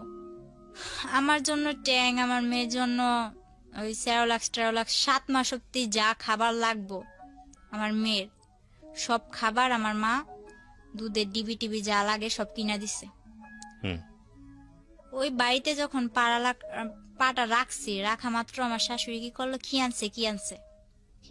আনছে পর যা নিছি আর কি, শুধু দোলনাটা ঘরের মধ্যে ঝুলাই দিছে, এই বিনে আর একটা সুতাও আমি চোখে দেখিনি। আমার মা 22,000 টাকা খরচ করে আমার মার গলার চেন বিক্রি কইরা আমারে এত সবকিছু কিনারিটা দিল, কিন্তু আমার মার চেন বিক্রি করার মূল্য রইল কি, আমি তো কিছুই পাইলাম না যাইয়া, শুধু দোলনাটা ঝুলাই দিছে মাজোটে। পরে আমার মেয়েটারে আমি তবু অনেক চেষ্টা করছি, একটু একটু মা বলছে যে বুকে দুধ খাওয়ানোর সুতা দিয়া তুই একটু রেস্ট নিতে পারবি, আরামে থাকতে পারবি। তো যখন আমি বলতাম যে আমার বাবুরে দুধ খাওয়াইতে হইব, তখন বলতো না, দুধ খাওয়াইতে হইব না। ওনারা ওইসব তখন আমার মেয়ে কি খাইতো, ল্যাকটোজেন 2 না 3 খাইতো এরকম আর কি। ওইসব দুধের ডিবি টিবি নিয়ে ওনাদের কাছে তো ওগুলা কবজা। আমার মেয়ের কি দিত, সাগুদানা আছে না, সাগুদানা ভিজায় রাখতাম পানি দিয়া, পরের দিন সকালবেলা উঠে ওগুলা জাল দিয়া সারাদিন খাওয়াইতাম। আর আমি সারাদিন থাকতাম মাঠে। আমি বললাম যে আমি শুনছি 5-6 মাসের বাচ্চা গো আলাদা আলাদা ফলের রস খাওয়ায়, দুধ খাওয়ায়, এটা খাওয়ায়, ওইটা খাওয়ায়, ডিম খাওয়ায়, নুডলস খাওয়ায়, কিন্তু আমার মেয়ের তো ভাত খাওয়াইতেছে। তো আমার মেয়েও মাশাল্লাহ শিখা গেছে ভাত খাওয়া। তো আমি ওর বাবার জানাইলাম যে এইভাবে কি চলে, আমি সারাদিন মাঠে থাকি বাড়ির বউ হইয়া, আর আমার মেয়েটা এইভাবে থাকে, আমি তো এইভাবে পারতেছি না। তো আমি আমার বাসায় জানাইলাম, বাসায় জানানোর পর আমার মা, এর মধ্যে আমার মা বাহিরে চলে যায়। আমার শ্বশুর বাড়ি দেওয়ার পর মা বাহিরে চলে যায়। মা বাহিরে চলে যাওয়ার পরে আমার ভাইটারে আমার নানার কাছে দিছে, মাদ্রাসায় পড়ে, সারাদিন মাদ্রাসায় থাকে, রাত্র হইলে আমার নানার কাছে আসে। তো মারে বললাম, মা আমি তো এখন এভাবে থাকতে পারতেছি না, তুমি কিছু একটা করো। তো মা বাহিরে যাওয়ার পর, সৌদি আরব যাওয়ার পর, মা ধার করে আমারে 95,000 টাকা দেয়। মূলত 80,000 টাকা দেয়, আমার নানা নিয়ে দিয়ে আসছিল। 80,000 টাকা দেওয়ার পর ওই টাকাটা আমার শ্বশুরের হাতে দিলাম যে আমার ঘর তুলে দেন, আমি এভাবে এক ঘরে থাকতে পারতেছি না, আমার সংসার নিয়ে আমি অন্যদিকে চলে যাবো, আমার ঘর তুলে দেন। তো আমার শ্বশুর কি করলো, ওই 80,000 টাকা নিয়ে দূরে, অনেক দূরে, আমার শাশুড়ি বাড়ি থেকে একটু দূরে, এক বাড়ি পরে আর কি, আমার একটা জায়গা দিল। ওই জায়গার মধ্যে ঘরের খাম টাম গাঁথলো, মাটি টাটি বইলো, এগুলা করার পর এর মধ্যে আমার শাশুড়ি আমার দিয়া কিস্তি থেকে অনেক টাকা উঠায়, এক জায়গা থেকে 1 লাখ, আরেক জায়গা থেকে 20,000, আরেক জায়গা থেকে 30,000, এরকম করে উঠাইতে থাকে। তো তখন আমি কিস্তির বিষয়টা বুঝলাম না, আমার নিয়ে যাইতো, আমার মনে করেন গাড়ি করে নিয়ে যাইতো, ওইটা কটা সাইন টাইন দিতাম, পরে আবার আসার সময় আমার কিছু খাওয়াইতো। তো এটা আমার কাছে একরকম আনন্দের ব্যাপার ছিল, বাড়ি থেকে বের হইতে পারি না, গাড়িটা ঘুরতে যাই। তো আমার দিয়ে যে কিস্তি নিতেছে, কিস্তি নিলে যে কি হইব ওইটা আমার মাথায় নাই। পরে যখন আমার ঘর তুললাম, ঘর তোলার পর আমার মা ঘরের মধ্যে যা লাগে, মার থেকে টাকাই না, যা লাগে, একটা সুইচ পর্যন্ত, একটা চামচ পর্যন্ত আমার শাশুড়ি আমার দেয় নাই। আমি সবকিছু কিনা নেওয়ার পর পুরো একটা 10 বছর সংসার করলে যা না হয়, আমি সব গুছানোর মতো একটা সংসার করি। তখন আমার কাছে ভালোই লাগতেছিল। তখন আস্তে আস্তে বুঝতেছি যে এটা আমার সংসার, আমার বিয়ে হয়েছে, আমার একটা বাচ্চা হয়েছে। এর মধ্যে আমার ফুফাতো বোন যেটা আছে, ও ফেসবুকে ফেক আইডি খুইলা, ছেলেদের নামে আইডি খুইলা আমার হাজবেন্ডরে জানাইলো কি যে আমি তো মিমরে ভালোবাসি, ওর সাথে আমার রিলেশন ছিল, এখন তো আমরা পালাই যাম। তো ফারুক তো আমি বলতে পাগল ছিল। এটা যখন বললো আমার ফুফাতো বোন, তখন তো ও পুরা রাগ আমার উপর, কিন্তু আমারে বলে না। এরপরে কি করলো, আমি যখন জিজ্ঞেস করলাম, এরপর বলে যে দেখ কি বলে এগুলা। তো তখন আমি আর কি টুকটাক ওই বাংলায় যে ইংলিশ গুলা লেখে না, আমি ফটর বলে দিতাম। ও যে চ্যাটিং করে না, এগুলো আমি ফটর বলে দিতাম, তুমি এটা লিখতেছো, এটা লিখতেছো। কিন্তু আমি মোবাইল সম্বন্ধে কিছু বুঝতাম না, ও মেসেঞ্জারে চ্যাট করতো, আমি বলতাম। তো আমারে বলতো তুই তো সবই পারস, দেখা যায়, আয় তোরে বুঝাই। এই যে মেসেঞ্জারে এই লোকটা তোরে এই যে এরকম ভাবে বলতেছে, তোর সাথে আগে রিলেশন ছিল, এখন তোরা পালাই যাবি, তো ওর সাথে যোগাযোগ, তোর হাতের মোবাইলটা আমার দিয়া লাবি, আর কেউ যোগাযোগ রাখতে পারবি না। আচ্ছা, হাতের মোবাইল নিয়ে নাও, মাই যদি ফোন দেয় ইমুতেই তো দিব। আমার মাই বিদেশ থেকে একটু ফোন দিব, আমি তোমার লগে একটু আমার মার লগে একটু কথা গুম, আর তো কিছু না। তো মোবাইল আমি দিয়ে দিছি। এরপর ওই ফেক আইডি দিয়ে আমার ফুফাতো বোন কথা বলতে বলতে এক পর্যায়ে আমি বলি আচ্ছা ফোন দিতে বলো ওরে। তো আমার ফুফাতো বোন কারে ম্যানেজ করছে জানি না, একটা ছেলে দিয়া ফোন করাইছে। ওই মুহূর্তে ফোন করানোর পর আমার ফুফাতো বোন যাই অশান্তি লাগাইছে, লাগানোর পর আমারে মারধর করে আমার বাসায় দিয়া যায়। আচ্ছা, অনেক মারধর কইরা। তখন আমারে মনে করেন এরকম অবস্থা করছে, আমার বাচ্চাটা ছোট ছিল, ও পাটা আছে না, শিল পাটা, আমি খাটের নিচে বসে রয়েছি, ও খাটের উপর দাঁড়ায় ওই পাটা আমার মাথায় ছেড়ে দিচ্ছে। আমি 7 দিন অব্দি আইসিইউতে ছিলাম। আর ও যদি মারতো তাহলে বেশিরভাগ মাথায় মারতো, আর যে জায়গায় আমি কারোর কাছে বলতে পারবো না ওই জায়গায় মারতো। বলতো যে তুই যখন আমার হবি না, কার জীবনে আমি তোর যাইতে দিব না, এরকম করে আমার মারতো। তো এক পর্যায়ে আমি 7 দিন আইসিইউ থেকে আসার পর আমি এখনো বলি নাই যে আমি 7 দিন অব্দি আইসিইউতে ছিলাম, কারণ আমার মা অনেক কষ্ট পাইব।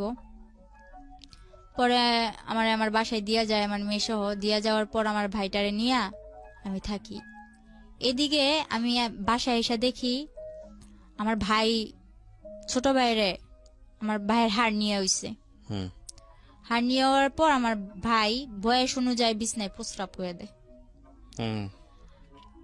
আমার বাবা, যে বাবার সাথে আমার মার কোনো যোগাযোগ নাই, আমার ভাইয়ের এই রোগটার জন্য প্রথমত আমার বড় খালারে টাকা দিছে 40,000 ওর চিকিৎসা করতে। বড় খালাই করে নাই। মেজু খালাও ছিল, ও ওনাদের বাসায় গেলে ভালো মন্দ কিছু খাওয়াই দিত আমার ভাইটারে, ব্যাস এতটুকু। আর ছোট খালারে বিয়া দিছে, ছোট খালায় তেমন একটা আমাকে করে না। বড় মামার বউ আইছে, বড় মামাই তো বউর কথায় উঠে আর বসে। নানার কাছে ও টাকা দিছে, নানাও চিকিৎসা করে নাই। শেষে না পাইরা আব্বুরে মায় কল দিছে, নাম্বার জোগাড় কইরা কল দিয়ে বলতেছে যে আমার ছেলে অসুস্থ, আমার ছেলের চিকিৎসা করো। আব্বুরেও টাকা দিছে মায়, মোটা অঙ্কের টাকা দিছে সবাইরেই, কিন্তু কেউ চিকিৎসাটা করে নাই। আমি যখন চলে আসি, চলে আসার পর আমার মা আমার হাতে কিন্তু টাকা দেয় নাই। ওই মাসে যা লাগবো, ওই বললাম না যে আমার একটা মামা মেম্বার ছিল, ওনার কাছ থেকে মাসে 2-1 হাজার টাকা আনতাম, মনে করেন মোবাইল খরচ, তারপর হইলো যাইয়া এভাবে কিছু টুকটাক খাইতে মন চাইলে এসবের জন্য। আর বাজার যা করা লাগতো বাজারে ফোন দিয়ে কয়ে দিতাম যে রসুন মেম্বার এগুলো পাঠাইতে কইছে, ওনারা পাঠাই দিত। মাঝে মাঝে আমি যাইয়া নিয়ে আসতাম। তো এর মধ্যে আমার বাড়িতে একটা উঠলো কি যে এই মেয়ে কেন এই বাড়িতে থাকবে, ও তো ভাইগা চলে গেছে। তো আমি যা করি ওই মেম্বরে জানাই করি, মেম্বরের কথা ছাড়া আমি উঠি বসি না। কিন্তু গ্রামের মানুষ আমার নামে আজে বাজে কথা বলা শুরু করলো। তো আমার ওই যে বললাম না এর আগে আমার একটা রোগ হয়েছে, ওই রোগটা আবার দেখা দিচ্ছে। আমার বাবু হওয়ার 1 বছর পর আবার দেখা দিল। দেখা দেওয়ার পর ওই রোগটা নিয়ে আমি অনেক দৌড়াদৌড়ি করতেছি, কবিরাজ বাড়ি, ডাক্তার কাছে, নারায়ণগঞ্জ ডাক্তার, ঢাকা এসে দৌড়াদৌড়ি করতেছি। তো তখন আমার মেয়েটারে আমার ছোট ভাই রাখতো, আমি একা একা দৌড়াদৌড়ি করতাম। তো সবাই বলতো এ মেয়ে তো আবার কোন ছেলের সাথে চক্কর আছে, নয়তো এত রাত্রে এ মেয়ে বাড়ি ফিরে, রাত বাজে 8টা, এই 8টা বাজে এই সকালবেলা যায়, 8টা বাজে আসে, বা বিকাল বেলা যায় রাত্রে 8টা বাজে আসে, এসব বলা বলি করতো। তো আমি বলতাম যে আমি এক জায়গায় গেছি, ওই জায়গায় আমার দেরি হইতেই পারে, ডাক্তারের বিষয়, সিরিয়াল আছে, কত কিছু আছে, বা রাস্তায় জ্যাম ট্যাম থাকে, দেরি হইতেই পারে। তো আমি যে সময় যদি দেরিও হইতো ওই মামারে জানাই দিতাম যে মামা আমার আসতে দেরি হইব, বা মামা আমি আইসা বসছি। তো ওই মামা সবকিছু ওদিক দিয়ে ঠিকই আছে, মামা বাগনির এদিক দিয়ে ঠিকই আছি, মেম্বরে আর আমি ঠিকই আছি। আর আমার মা যে কোনো সমস্যাও আমার মা আমার ওই মেম্বার মামার লগে শেয়ার করতো। পরে আমার মামা সবকিছু জানতো, কিন্তু এদিক দিয়ে আমার বাড়িতে এরকম আমার নিয়ে অনেক বড় একটা ঝগড়া হয় যে আমি অন্য ছেলে নিয়ে ঘুরতে যাই, হুম আমার মেয়েরে আমার ছোট ভাইয়ের কাছে রাইখা, আমার ভাই অসুস্থ আমার ভাইয়ের কাছে রাইখা যায়। হুম তো এক পর্যায়ে আমি বললাম যে মা আশা করি তো আমার ভাইয়ের তো অনেক অসুস্থ, ওর তো অপারেশন করা লাগবে। হুম আমি মারে না জানাই আমার ভাইয়ের এক্সরে করাই, রক্ত পরীক্ষা যা লাগে করাইছি। করানোর পর মারে বললাম, মা আবার ওই মামারে মা বললো যে ওর হাতে টাকা দিস না, কিন্তু কোন জায়গায় অপারেশন করব ওই জায়গায় তুই টাকা দিবি। হুম তো আমার হাতে টাকা দিতে না করলো। পরে আচ্ছা ঠিক আছে, আমার হাতে টাকা দিত না। পরে আমার গাড়ি ভাড়া দিয়ে যে যামু ওই টাকাটাও আমার কাছে নাই। পরে মানুষের থেকে দাঁড় টার করে নিয়ে গেলাম। যাওয়ার পরে ওদিকে যাইয়া ভাইয়ের অপারেশনটা করাইলাম। তখন একটা আল্লাহর বান্দা, শুধু আমার বড় খালা গেছে, যার আমার মা 40,000 টাকা দিছিল শুধুমাত্র আমার ভাইয়ের অপারেশনের জন্য। ওই ব্যক্তি ওখানে যাইয়া আমার ভাইয়ের মনে করেন অজ্ঞান কইরা ডাক্তার, আমার ভাই তো তখন আর কি একটু হ্যাংলা ট্যাংলা টাইপের ছিল, ওর ইনজেকশন দিয়া ডাক্তার বের হয়ে বসে আমি অপারেশন করতে পারবো না। হুম ধরতে গেলে আমার ভাইয়ের মরার অবস্থা, আমার খালায় উপরে ঘুমায়। আর আমার ভাইয়ের জন্য যে 500 টাকা ধার করে নিয়েছিলাম, ওর তো হার্নিয়া হয়েছিল, লুঙ্গি লাগবে অপারেশন করতে। লুঙ্গি কিনছে ঠিকই, 100 টাকা দা লুঙ্গি কিনছে ঠিকই ফুটপাত থেকে। বাকি যা টাকা ছিল উনি ওনার নাতনি, বড় মেয়ের যে নাতনি আছে ওই নাতনিদের জন্য জামা কিনছে। সামনে কি হইব ওইটা আর ভাবে নাই। তো আয়সা ঘুমাইতেছে, তো আমি যাই বলতেছি খালা খালা অপারেশন তো বন্ধ করে দিছে, আমার ভাই তো খারাপ অবস্থা, আমার ভাই তো মরে যাইব। আমার মেয়েটা আমার কোলে আছে, হুম এই মেয়ে নিয়ে আমি আমার ভাই নিয়ে দৌড়াদৌড়ি করতেছি। তো পরে মনে করেন আমার খালায় তেমন একটা পাত্তা দিল না। এক পর্যায়ে যাই হোক কষ্ট সিদ্ধে আমার ভাইয়ের অপারেশনটা হইলো। অপারেশনটা হওয়ার পর ভাইটা নিয়ে কিছুদিন পর আমার হাজবেন্ডের সাথে আমার যোগাযোগ হইলো।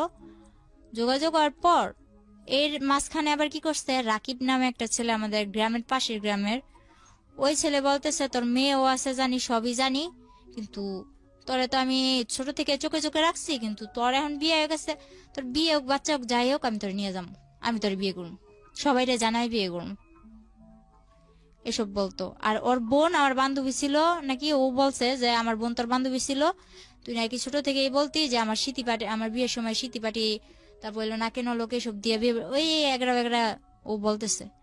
পরে মনে করেন ওই ছেলে পাগলের মতো ছিল, ওই ছেলের মা হাতে পায়ে ধরা কান্নাকাটি, এসব না মাথায় না নিয়া যখন ফারুক আবার আমার সাথে যোগাযোগ করা শুরু করলো, তখন আমি আবার ফারুকের বললাম আচ্ছা ঠিক আছে তুমি আইসা আমার নিয়ে যাও।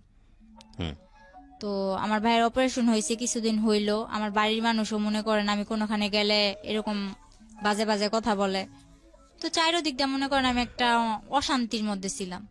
তো আমি বললাম যে বাপের বাড়ির ইয়ে থেকে ওই শ্বশুর বাড়ির জ্বালেই বালা, এটা কইয়া মনে করেন এর মধ্যে আমার বাপেও হয়েছে, আমার বাপেও হইয়া মনে করেন আমার লগে বাজে বাজে ব্যবহার করে। তো মারে কইলাম তুমি ফোন দিয়া আব্বুরে আনছো কে, আব্বু তো এরকম বাজে বাজে ব্যবহার করে। তো মায়ে বলতেছে কষ্ট করে চল, আর একটা বছর পর তো আমি আইয়েই পড়বো। পরে আমি ফারুকরে খবর দিলাম, ফারুক এসে আমার নিয়ে গেল। নিয়ে যাওয়ার পর আমার অপারেশনের ভাই 2 মাসও হয় নাই, নিয়ে গেলাম ওখানে যাই, আমার ভাইয়ের ওষুধও বন্ধ। ওই যে আমার স্কুলে ভর্তি করেছিল ওটা, তখন আবার আমি বললাম যে আমি শুরু করি, মোটামুটি শুরু করতেছি। তখন আমার ভাই ছোট, আমার ভাই তো অপারেশনের মানুষ, একটু একটু কিছু খাইতেই চায়। তখন আমি আলাদা করে চলে গেলাম, আমার সংসারে আমি চলে গেলাম। তখন অনেক একটা ভালো দিক ছিল আমার, মনে করেন 3টা মাস আমি যেমন জান্নাতের মধ্যে ছিলাম এরকম আমার মনে হয়েছে। আমার স্বামী, সংসার, ভাই, আমার মেনিয়া, আমার অনেক ভালো একটা দিক ছিল। ফারুক পরে 3 মাস পর কি হইলো, ওর মা ওরে কি বুদ্ধি দিছে জানি না, 3 মাস পর ও হঠাৎ একদিন রাত্রে আমার ভাই বলতেছে যে আপু তোমার ঘরে কারেন্ট গেছে, গরম লাগতেছে, আমি তোমার শ্বশুর ঘরে যাই শুই। তো গেল আমার ভাইয়ের, আবার আমি ওখানে নিয়ে মাদ্রাসায় ভর্তি করে দিছি। হুম তো ওর পড়ালেখা নিয়ে ওই ব্যস্ত। তারপর আমি আর কি বই নিয়ে বসছি, হুম আমার শ্বশুর আসছে এর মধ্যে, বলতেছে কি রে পড়স, বলতেছে হ্যাঁ পড়ি। পরে বলতেছে আচ্ছা ঠিক আছে পর আমি কি বসে থাকবো? আমি কই না। কয় ফারুক কে আইছে? আমি কই না আসে নাই। পরে আমার শ্বশুর আরে ফোন দিয়ে বলে তুই কই? বলে আমার আসতে দেরি হইব, তোমরা যায় ঘুমাই পড়ো। তো আমি না খাইয়া বসে আছি, ও আসবো আমি খাম। আমার মেরে ঘুম পাড়াইছি। রাত্রে 12টা বাজে ও একটা মেরে এসে দাঁড়ায়। পরে আমি এত কিছু মাথায় নেই আসতেই তো পারে। তো এটা যে কে আমার ধারণা ছিল না। আনলাম করে আমি চিল্লাচিল্লি করতেছি এত দেরি করে আইসো। তারপর হঠাৎ করে খেয়াল করলাম যে উনি কে। বলে যে এটা তোমার আপা হয়, ওটা আমার আপা হয়। পরে যখন বললাম, তারপর বললাম যে আপা হয় তো ভিতরে আসেন। আসলো তো ওরে আমি বললাম যে হাত মুখ দিয়া খাওয়ার জন্য আসো। তো হাত মুখ দিয়ে গেল, মেয়েটা মাঝের দরজায় খাড়ায় আছে, নড়েও না চড়েও না, এক টিপে দাঁড়ায় আছে। তো আমি বলতেছি যে আপার ডাক দাও, তুমি খাইবা, উনি কি চেয়া থাকবো নি? তারপরে মেয়েটা বললো না আমি খাইছি। ফারুক কি করলো, আমার সামনে ভাতগুলা নিয়া সবসময় ওই 3 মাস ও খাইয়া তারপর আমার খাওয়াই দিত। ওই দিন কি করলো, ও ভাত নিয়ে নাড়তেছে। তো আমি বলতেছি তুমি খাইবা কোন সময়, আমি বা খামু কোন সময়, এতক্ষণ ধরে বসে আছে, আমার খিদা লাগছে, তাড়াতাড়ি করো। ও বললো কি আমি খাই আসছি। ও বাইরে থেকে ওই মেয়েটার সঙ্গে একসাথে খাইছে। তো আমি বললাম আমি এতক্ষণ ধরে না খাই আছি আর তুমি বাইরে থেকে খাইছো? হ্যাঁ। পরে আচ্ছা ঠিক আছে, না খাইলে নাই, এত কিছু মনে নেই। পরে ও আমার ডাকতেছে যে আসো বিছনাটা করে দিয়া যাও। তো আমি বলতেছি আপা শুইব কই? পরে কইতেছে যে তুমি ওই রুমে বিছনা করো, ওই রুমে বিছনা কইরা বাবুর ওই রুমে নাও। তো যে ওয়াল ক্লকটা ছিল ওইটা আমার বাবুরে ও কোলে নিয়ে ওয়াল ক্লকটা টান্দা নিয়া বলতেছে ওই রুমে। আচ্ছা ওই রুমে বিছনা করলাম। তো আমি ভাবছি ওই রুমে ও আমার সাথে শুইব, আফুটা একা এদিকে শুইব। পরে ও কি করলো, ও খাটের মধ্যে বসে আছে। আফুরে বললো যে তুমি শুয়ে পড়ো। তো আপু ওর পাশ দিয়া যাইয়া খাটের মধ্যে শুয়ে পড়লো। ও বসে আছে, ও নড়ে না। পরে আমি বললাম কি ব্যাপার, তুমি আসো না? ও আসে না। তখন আমার মনে কিছু একটা বাড়ি খেলো। আমি সারা রাত মাঝ দরজায় বসে আছি, কিন্তু আমার কোনো কথা নাই, শুধু চোখ দিয়া পানি পড়তেছে যে আসলে কি হইতাছে। পরে সকালবেলা আমার শাশুড়ির খবর দিলাম। খবর দেওয়ার পর আমার শাশুড়িও কিছু করলো না। 3 দিন মেয়েটা আমাদের বাড়িতেই থাকলো। কিন্তু আমার ভাইরে এক বিন্দু বুঝতে দেয় নাই যে ফারুক ওরা আনছে কি ভালো মন্দ। আমার ভাইরে এতটুকু বুঝতে দেয় না, যার জন্য আজও পর্যন্ত আমার ভাই বলতে পারে না এসব কিছুই হয়নি। পরের দিন যখন ওর মার সাথে আমি বললাম যে এরকম এরকম কই আনতেই পারে, ভালো কথা, বিয়ে করছে ভালো কথা। আমি কিন্তু বিয়ের কথাটা তুলি নাই। আমি যখন বলছি এই মেয়েটাকে ও আনছে খালাতো বোন বইলা, তো খালাতো বোন ভালো কথা, তো এক বিছানায় থাকে কি কইরা? কয় তুই ছোট মানুষ, এসব বুঝবি না। তো হ্যাঁ আমি মানলাম আমি ছোট মানুষ, আমার বয়স 14, কিন্তু আমার তো এতটুকু বুঝার ক্ষমতা আছে এক বিছানায় কি করে শোয়। তো পরে আমার বললো কি যে হ্যাঁ বিয়ে করছে আনছে, তো তোর কি? এটা আপনাকে কি বলেছে আপনার শাশুড়ি? শাশুড়ি বলতেছে। তো আমার শাশুড়ির ঘরে নিয়ে যায়, আমার শাশুড়ির ঘরেই থাকে, ফারুক আমার সাথে থাকে। আমার ভাইটা মাদ্রাসায় আসে যায়, আমার ভাই কিচ্ছু জানে না। পরে মনে করেন 3 দিন পর ওই মেয়ের বাসায় চলে যায়, আমার ঘরে আবার অশান্তি শুরু হয়। ফারুকের মেজু বোন যেটা, ওটার হাজবেন্ড আবার ঘর জামাই থাকে, ওটাকে আইনা আমার ঘরে তুললো। আমার সংসার তো চলেই, এর মাঝে ওই সংসারও এ ঘরেই থাকবে। ওদের ঘরে 2টা বাচ্চা আছে। আর আর কাদের ঘরে 2টো বাচ্চা? ওই আমার ননাসের ঘরে, ওরা এখানে থাকবে। তো এক পর্যায়ে আর কি আমি বিষয়টা মাইনা নিতে পারি না। আমি অনেক চিল্লাচিল্লি করার পরে ওরে বলি যে আমি এগুলা পারবো না। আপনার বিয়ে হয়েছে 12 বছর বয়সে, আপনার কথা যদি ঠিক থেকে থাকে তখন আপনার বয়স 14 বছর। আপনার তখন একটা বাচ্চা হয়ে গেছে। বাচ্চার বয়স তখন কত, 1 বছর বা 2 বছর? হ্যাঁ 1 বছর। 1 বছর।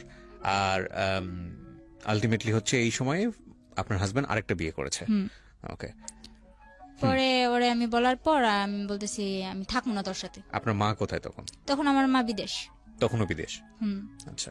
তখন আমার যখন অনেক মারধর করে আর কি, পরে এক পর্যায়ে আমার অনেক মারে আর কি। ও বলতেছে তোর পাগল বানাই দিম, তোর পাগল বানায় ছেড়ে দিম।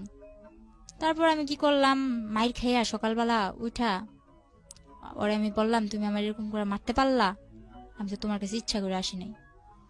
এর মধ্যে ও সবাইরে জানাইছে কি, আমার বাড়ির লোক ওর বাড়ির লোক সবাইরে জানাইছে আমাদের মধ্যে কোনো একটা সম্পর্ক ছিল, আমরা প্রেম করে বিয়ে করছি, এই আমি ওর কাছে ওই চট্টগ্রাম গেছি, কিন্তু ও আমারে আনে নাই। হুম। ও জানাইছে এরকম। যাতে করে আপনি আর ফ্যামিলিতে ব্যাক করতে না পারেন। হ্যাঁ, ও এরকম জানাইছে যে আমি চট্টগ্রাম গেছি ইচ্ছা কইরা, স্বইচ্ছায়, ও আমারে নেয় নাই। হুম। আমার ফ্যামিলিতেও এটা বুঝাইছে, ওর ফ্যামিলিতেও এটা বুঝাইছে। তো আমি যখন ওর ভাত খামু, ওর সংসার করমু, আমার ভিতরে এত কিছু ছিল না যে হ্যাঁ আমি ওর কথাটা দুই করমু। আচ্ছা ঠিক আছে, ও যা বলছে এটাই এটাই সত্যি, আমার সত্যি মিথ্যার প্রয়োজন নেই। এটা ভাইবা আমি ওরে আর কিছু বলি নাই। আমার বাড়ির যাই হোক, লোকেরা তারপরে কি হলো, আপনার কি করলেন আপনি? হ্যাঁ, পরে মনে করলেন আমার বাড়ির লোকেরা সত্যি কিছু বলি নাই। হুম। ও আমার অনেক মারার পর আমি যাই কেস করি একটা। কেস করলেন? আমি জানি না, ওইদিকে রাস্তাঘাটও চিনি না। মাইর খাইয়া সকালবেলা আমার ভাইটার আর আমার মেয়েটারে না খাওয়া অবস্থায়, এর মধ্যে এই মারামারির মধ্যে ও আমার 1 মাস না খাওয়ায় রাখছে। হ্যাঁ, তো আপনি 1 মাস তো না খেয়ে থাকতে পারেন না, মানে খাওয়া দাওয়ার কোনো রুটিন ছিল না আসলে? রুটিন বলতে কি, ও আমার টোটালি কোনো কিছু খাইতেই দেয় নাই। ওই পাশের যে ঘর ছিল না, উনি টিনের ঘর ছিল, তো আমার টিন কাইটা নিচ দিয়া খাবার দিয়া যাইতো, কিন্তু আমার শাশুড়ি জানতো না। ওইটা খেতেন আপনি? ওটা খাইতাম। তো পরে আমার ভাইয়েরও ওটা খাওয়াইতাম, আমার মেয়েরও ওইটা খাওয়াইতাম। পরে যখন ওনারা জানতে পারলো যে উনি আমার এরকম করে খাবার দেয়, ওনার উপরে কিন্তু অনেক চাপ সৃষ্টি হয়েছে। কে ছিল উনি? উনি কেউই ছিল না, ওদিকেরও কেউ ছিল না, কিন্তু ওখানে যায় জায়গা কিনছে, জায়গা কিনা বাড়ি মানে আপনাদের প্রতিবেশী আর কি? হ্যাঁ। তো আপনি যেটা বলছিলেন যে আপনি পুলিশের কাছে গেলেন, মামলা করলেন, কিভাবে করলেন? মনে করেন ও আমার 500 টাকা দিছিল যে ডাক্তার কাছে যাবি। ওই টাকাটা নিয়ে রাত্রে মাইরা আবার রাত্রে 500 টাকা দিছে যে ডাক্তার কাছে যাবি। আমার যে তুই আমার প্রত্যেকবার মারস, এবার আমি তো কোনো কিছু করি না, এবার আমি কিছু করবো। প্রতিবার যখন আমার মারে, আশেপাশের লোকজন আমার বলে যে তুই ওর ভাত খাইস না, ওর সংসার থেকে চলে যা। ওর আরেকটা বউ তখন আপনাদের ঘরেই? না না, তখন ওই 3 দিন থাকার পর ওই বউর বাসায় চলে গেছে। আচ্ছা। পরে কি করছে ও পেশায় কি করতো ফারুক? পেশায় কি করতো? তখন আমি গাড়ি কিনা দিছিলাম। কিসের গাড়ি? ওই মিনি ট্রাক গুলো আছে না, ওগুলো pickup। চালাতো? হ্যাঁ। মানে এটা আপনার মার টাকা দিয়ে? মার টাকা দিয়ে না, কিস্তি তুলছি, কিন্তু মার থেকে নিতে হইতো কিস্তিগুলো আর কি, মার থেকে ধরতে গেলে আদায় করা হইতো। ঠিক আছে, বলেন তারপর। কি রাস্তায় যা দাঁড়াইছি, এমন অবস্থায় আমি পুলিশের কাছে যাইতে, যে কোন জায়গায় যাইতে ওইটাও জানতাম না। তো এক পর্যায়ে একটা লোক আমার দেখা বললো যে কই যাইবা, বললাম এরকম আমার মারছে, আমি কেস করবো। তো ওই লোকটা বিনা স্বার্থে বিনা ভাড়ায় আমার নিয়ে যায় থানায়। তারপর যে কেস লেখলো, উনি 200 টাকা রাখছিল। এরপর স্যারের কাছে নিয়ে যায়, এসআইয়ের কাছে নিয়ে যায়। এসআই মনে করেন বলে আচ্ছা ঠিক আছে দেখবো, টাকা দেন। তো 500 টাকা আমার কাছে ছিল, তারপর কইছে আমার কাছে 1 টাকাও নেই। আমি এরকম রাস্তার মধ্যে আসছি, এক ব্যক্তি আমার নিয়ে এসে, আমি এতটুকুই, এর বেশি আমার কাছে আর কিচ্ছু নাই। এটা শোনার পর যে কেসটা লেখছে, উনি চোখের পানিগুলো ছাইড়া দিল। এরপর মনে করেন আমি বললাম আপনি আমার কেস যদি নেন, যদি মায়া লাগে, যদি আপনার মেয়ে থাইকা থাকে তো নেন, আর যদি না নেন তাহলে কিছু করার নেই, আমি চলে যাই। এটা বইলা আমি চলে আসি। চলে আসার পর ওনার নাম্বারটা নিয়ে আসি, এসআই স্যারের নাম্বারটা আমি নিয়ে আসি। পরে আসার সময় ওই যে কেস লেখছে, উনি আবার আমার 1 কাপ চা খাওয়াইলো আর 100 টাকা দিয়া বললো গাড়ি ভাড়া দিয়া চলে যাইব। তো গাড়ি ভাড়া দিয়া আসার সময় ফারুক আবার আমার দেখছে যে আমি থানার দিক থেকে আসতেছি, ও গাড়ি চালাইতেছে। পরে মনে করেন ও থানার থেকে ওদিকে গেছে, থানার ওদিকে গেছে, ও কিছু জানতে পারে নাই যে আমি গেছি কি ভালো মন্দ। বাসায় এসে আমার জিজ্ঞেস করছে কই গেছিলি? কাজিরহাট। আমি কই কাজিরহাট আমি ডাক্তার কাছে গেছিলাম। কই কাজিরহাট তো কোনো ডাক্তারের দোকান নাই। তো আমি বলতেছি একজন বলছিল আছে, তো গেছিলাম পাইনি, আগে একটা বানাই টানাই বলে দিছি। পরে আমার তো আর মার সাথে ফোন করতে দেয় না। যাই হোক, এক ভাবির মোবাইল দিয়া ফোন করি, অনেক কষ্টে ফোন করি। ফোন করে বললাম মা আমি তো একটা কাজ করে ফেলছি, আমার এমন এমন মারছে, তোমার এতদিন জানাই না। ওর কাছে আমি যতই মাইর খাইছি আমি কিন্তু আমার মারে জানাই নাই, ঠিক আছে। পরে মনে করেন মারে জানানোর পর মায়ে কয় তুই এটা কি করছস, তুই কেস কেন করছস, তুই এটা ভুল করছস। মারে বললাম আমার মারছে, ওইটা কি ভুল না? এটা বলার পর মা মনে করেন আর কিছু ভাবলো না, মা টিকিট কাটলো, বাংলাদেশে চলে আসবো। মা ডাইরেক্ট আমার শ্বশুর বাড়ি আসে কেস করার 1 সপ্তাহ পর। এর মধ্যে আমার মারধরও করছে, আমি হসপিটালও আমার নিয়ে যাওয়া হয়েছে, যারা হসপিটাল নিছে তারাও মাইর খাইছে আমার জন্য। হুম এরকম ভাবে মারতো, আর যতবার মারতো ওই আমার বাবা যেমন আমার সামনে রেখে আমার মারে মারতো না, ওইরকম আমার মেয়েটারে আর আমার ভাইটারে সামনে রেখে আমারে মারতো। হুম হুম হুম তো হয়তো বা ওই সময়টায় আমার ভাইটারে নিয়ে গেছিলাম দেখে আমি জীবিত আছি এই যে পর্যন্ত। যতবার মারছে আমার মাইরা ফেলার চেষ্টা করছে ততবার আমার ভাইটা সামনে যায় দাঁড়াইছে আর কি। হুম পরে ওরে কি করব, ওর আর কিছু করার নাই। মায়ে গেল, মায়ে যাওয়ার পর মায়ে অনেক টাকা পয়সা ভাঙলো কেসের মধ্যে। আমরা যদি 5,000 খাওয়াই ওরা 10,000 খাওয়ায়, ওরা যদি 10,000 খাওয়ায় আমরা 20,000 খাওয়াই। এরকম করতে করতে এক পর্যায়ে কেসটা কিভাবে ওরা নামাই নিয়ে এসে বসছে হুম টাকা দিয়ে।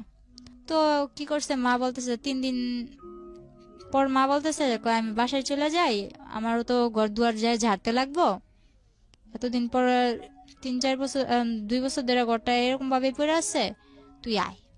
হুম।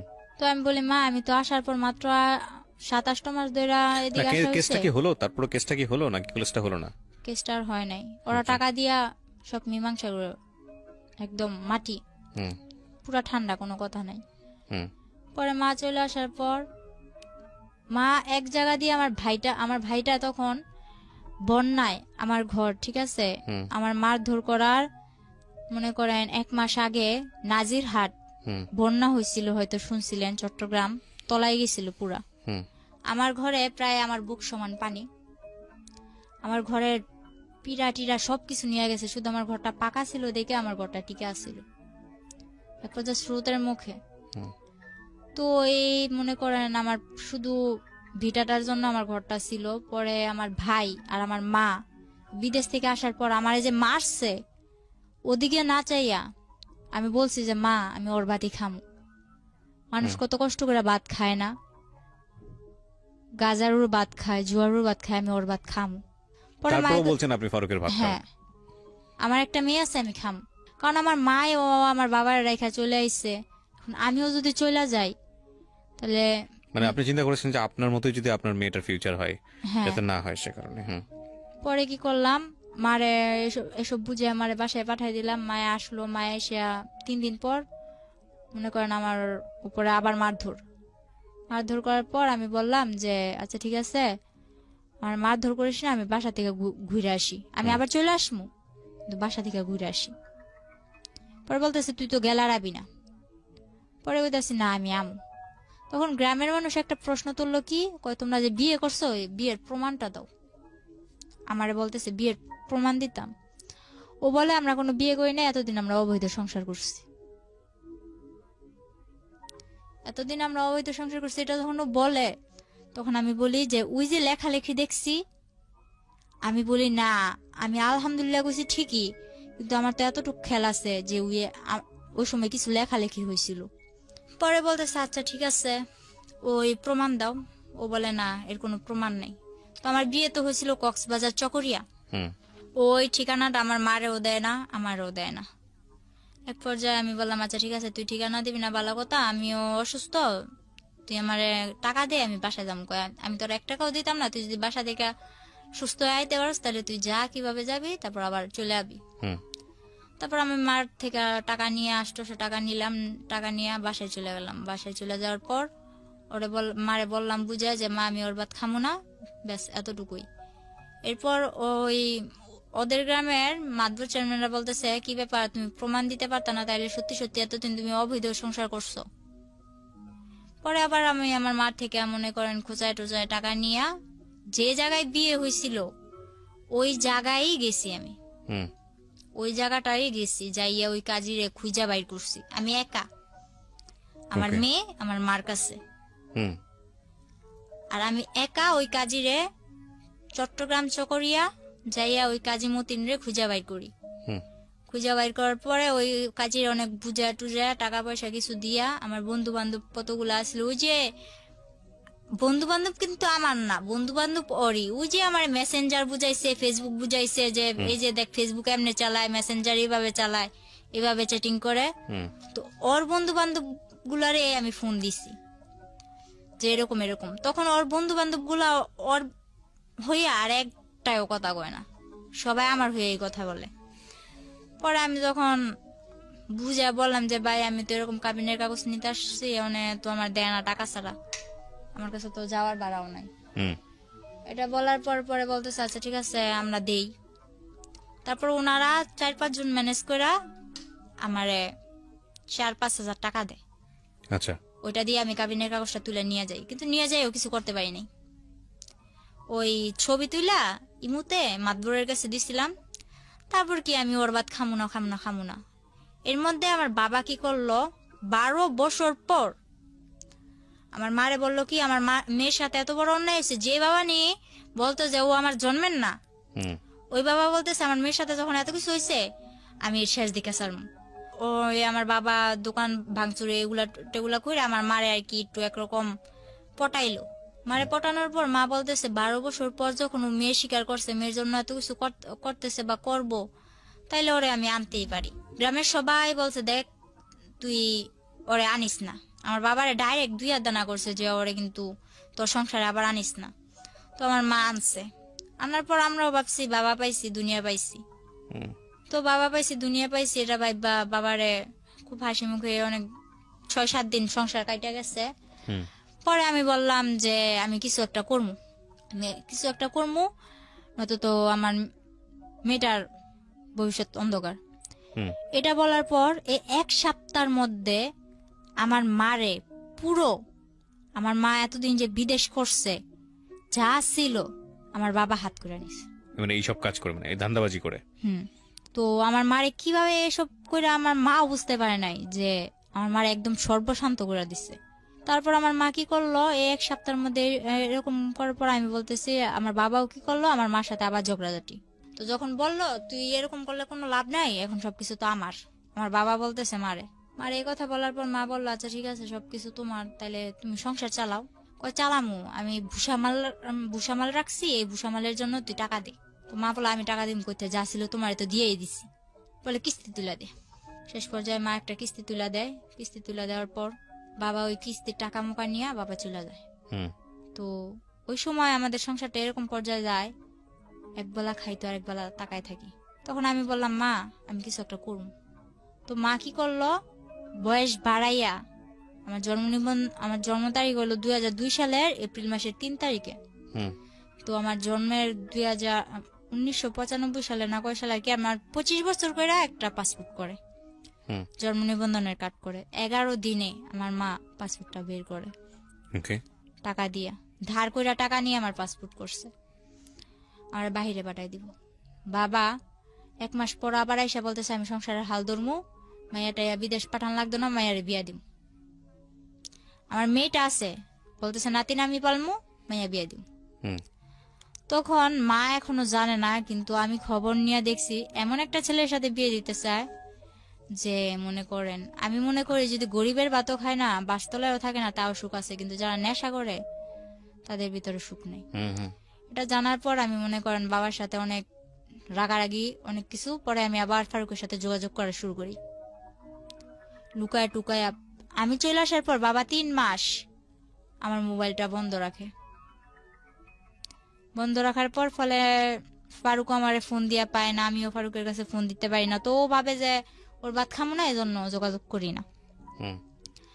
তো এটা ভাবার পর ও আমার টেনশন মাথা থেকে সারিয়ে দেয়। ওই যে আগে যে একটা বিয়ে করছে, ওই বিয়ের পরও আমাদের নারায়ণগঞ্জ নবীগঞ্জ এর মধ্যে এদিকে এসে একটা গার্মেন্টসের মেয়ে বিয়ে করে, মানে সে বিয়ের উপরেই আছে আর কি মোটামুটি। হ্যাঁ। পরে আমি জানতে পারি যে কোনো ভাবে, জানতে পারার পর ওরে বলি যে তুমি এরকম এরকম বিয়ে করছো। বিয়ে করছি ঠিক আছে, তুই যদি নারায়ণগঞ্জ আইসা আমার জন্য টাউনে আইসা কোন একটা কাজ কর্ম ঠিক করস, তাহলে আমি তোর কাছে পড়বো, একটা বাসা লবি, তুই আর আমি থাকবো। তো আমি বললাম যে বাবা আমি বিয়ে করবো না। তখন আমার বাবা আমারে অনেক মারধর করে। আপনি আবার চলে যান ফারুকের কাছে? চলে যাই না, ও আমার কাছে আসে না। আপনি যান, যেতে রাজি ছিলেন? হ্যাঁ। পরে বাবা আমার অনেক মারলো। মনে করেন আমার তো বাবুর আব্বু মারছেই, ফারুক তো আমার মারছেই, কিন্তু ফারুকের থেকে দ্বিগুণ আমার বাবা আমারে মারলো। পরে আমার জন্য মা অনেক মার খাইলো। পরের দিন আমি বললাম যে আমি থাকবো না, আমি চলে যাবো। তো কিছুতেই আমার ঘর থেকে বের হইতে দেন আমার মা। পরে কি করলাম, বললাম আমি খালাগো বাসায় যাবো, আমি আমার কাছে ভালো লাগতেছে না, আমি খালাগো বাসায় যাবো। এটা বইলা 40টা টাকা নিয়ে আমি ঘর থেকে বের হয়েছি, গাড়ি ভাড়া নিয়ে আর কি। 40 টাকা নিয়ে ঘর থেকে বের হয়েছি। এরপর আমি পাসপোর্ট করতে যাইয়া একটা মেয়ের সাথে, ওই সেন্টারে থাকে না, ওই সেন্টারে একটা মেয়ের সাথে আমার পরিচয় হয়েছিল।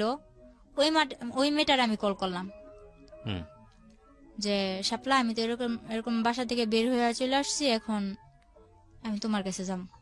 আমি আর খালাগো বাসায় গেলাম না, আমি ঢাকা টঙ্গী চলে আসি, আব্দুল্লাপুর, ওই মেয়েটার কাছে। মা তো ওদিক দিয়ে আমার মেয়ে কই গেছে, মা তো পুরা পাগল। বাবা পুরা আর কি ছড়াই দিছে যে অন্য ছেলের সাথে রিলেশন ছিল, অন্য ছেলের সাথে, হ্যাঁ এরকম। আর এর মধ্যে আমার যে মোবাইলটা ছিল ওখানে আর কি আমার দেওর, তারপর হইলো ওর গ্রামের আশেপাশে বা অন্য যারা গাড়ি চালাইতো 2-1 জনের নাম্বার ছিল না, ওইরকম নাম্বার গুলা নিয়ে সবাই আমার বাবা বিরক্ত করলো যে কার সাথে গেছে আমার মেয়ে। এগুলো আসলে লোক দেখানোর জন্য। পরে আমার বাবা এরকম করার পরে আমি চলে আসলাম। তারপর ওই ফেসবুকে ওরই বন্ধু এক আনোয়ার, ও ওমান থাকে, ও কি করলো, হঠাৎ করে আমার ফোনে ফোন দিল। তখন আমি ওই শাপলার কাছে, যে মেয়েটার সাথে আমার পরিচয় হয়েছিল, ওই মেয়েটার কাছে, শাপলার কাছে। পরে কি করলাম, ওই শাপলার কাছে যাওয়ার পর আমি ওই আনোয়ার কল দিছে আমারে। কল দেওয়ার পর আমি রিসিভ করি না, ও রিসিভ করে বললো যে মিম কই। বলে মিম তো ঘুমাইতেছে, ও তো অনেক অসুস্থ, ও তো ওর বাড়ি ছেড়ে চলে আসছে, ওর বাবার অনেক মারধর করছে, ও তো এখন চলে আসছে। ও কি কিছু খাইছে? ওই আনোয়ার আবার আমার প্রতি একটু দুর্বল ছিল, এটা আমি জানতাম না, তখন জানলাম। ও কি কিছু খাইছে? পরে শাপলা বললো না খাই নাই, আমার কাছে টাকা নাই, খাওয়াইতে পারিনি। ওই ছেলে আবার কি করছে, আমারে কিছু না বইলা, আমার সাথে কিন্তু ওর সাথে তখন ওরকম কোনো সম্পর্ক নাই, বন্ধু হিসেবেও কোনো সম্পর্ক নেই।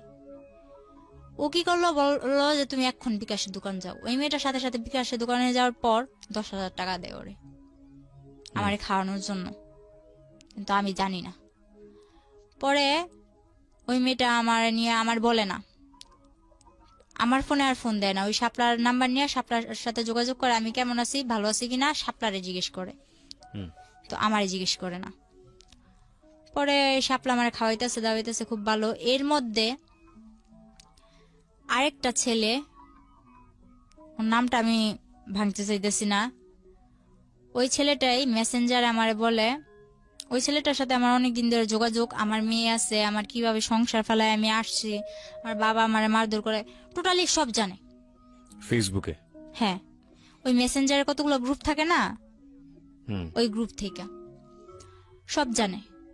সব জানার পর তারপর ও বললো কি, ওরে কিন্তু আমি প্রথম আঙ্কেল ডাকছিলাম, ওই ছেলেটারে প্রথমে আমি আঙ্কেল ডাকছিলাম। পরে ওই ছেলেটা বলে যে, আমি বলতেছি যে এক পর্যায়ে যখন আমি ওই টঙ্গী আব্দুল্লাপুরে চলে আসি, এরপর আস্তে আস্তে আমি ওই মেসেঞ্জারে কথা বলা শুরু করি, ফারুকের সাথেও আর ওর বন্ধু বান্ধবের সাথেও, আর আমার কিছু বন্ধু বান্ধব আছে ওদের সাথেও। এরকম করতে করতে অনেক বন্ধু বান্ধব হয়ে গেল। তো ওই ছেলেটা বলতেছে যে তখন আমার ফেসবুকে সবাই বাবলি নামে চিনত, তো যেখানে মারিয়া নামটা শোনে ওইখানে আমার হাজবেন্ড ফারুক আমার ভাইরাল করে, ওই অন্য মাইশের বডিতে আমার ফেস টেস লাগায় ভাইরাল টাইরাল করে, অপমান করে। তো আমার এক ফ্রেন্ড আমারে মিম আক্তার নামে একটা আইডি খুলে দিল। তো মিম আক্তার নামে আইডি খুলে দেওয়ার পর তখন থেকে আমার মিম মিম বলে। যখন ওই ছেলের সাথে আমার পরিচয় হইলো, ওই ছেলের সাথে পরিচয় হওয়ার পরে আমি বলতেছি যে এরকম এরকম, আমার একদিন জিজ্ঞেস করতেছে যে তোমার সমস্যা কি, তুমি কারোর সাথে বেশি মিশো না কেন, আর তোমার দেখলে সবাই এত অপমান করে কেন। এটা যখন বলছে তখন আমি সবকিছু ওর কাছে ভেঙে বললাম। তখন ও আমারে বললো, কয় আমারও একটা বোন আছে, ও ইন্ডিয়া চলে গেছে, ওর নামও আমার নাম যেটা, ওর নামও এটা। তো এক পর্যায়ে বললো যে তুমি যদি আমাদের এখানে আসো তাহলে আমি কাজ ঠিক করে দিতে পারি তোমারে। তো আমি এতটুকু বিশ্বাস নিয়ে গেছিলাম। আর যাওয়ার আগে ও আমার এতটুকু ভরসা দিছিল যে ওর কাছে যাওয়ার পর আমার কোনো ক্ষতি হইব না, হুম আমার গায়ে একটা আঁচড়ও লাগবো না। যাওয়ার পর যেটা হইলো, কিছুদিন ভালো হয়েছিলাম, একটা বাসায় উঠলাম, কিন্তু ওই আনোয়ার এদিক দিয়ে আমার জন্য পাগল, শাপলারেও পাগল করে দিতেছে, ওইটাও আমি জানি না। আনোয়ারের মা আমারে ফোন দেয়, আনোয়ারের ভাবি আমারে ফোন দেয়, ফোন দিয়ে আর কি যা ইচ্ছা তাই।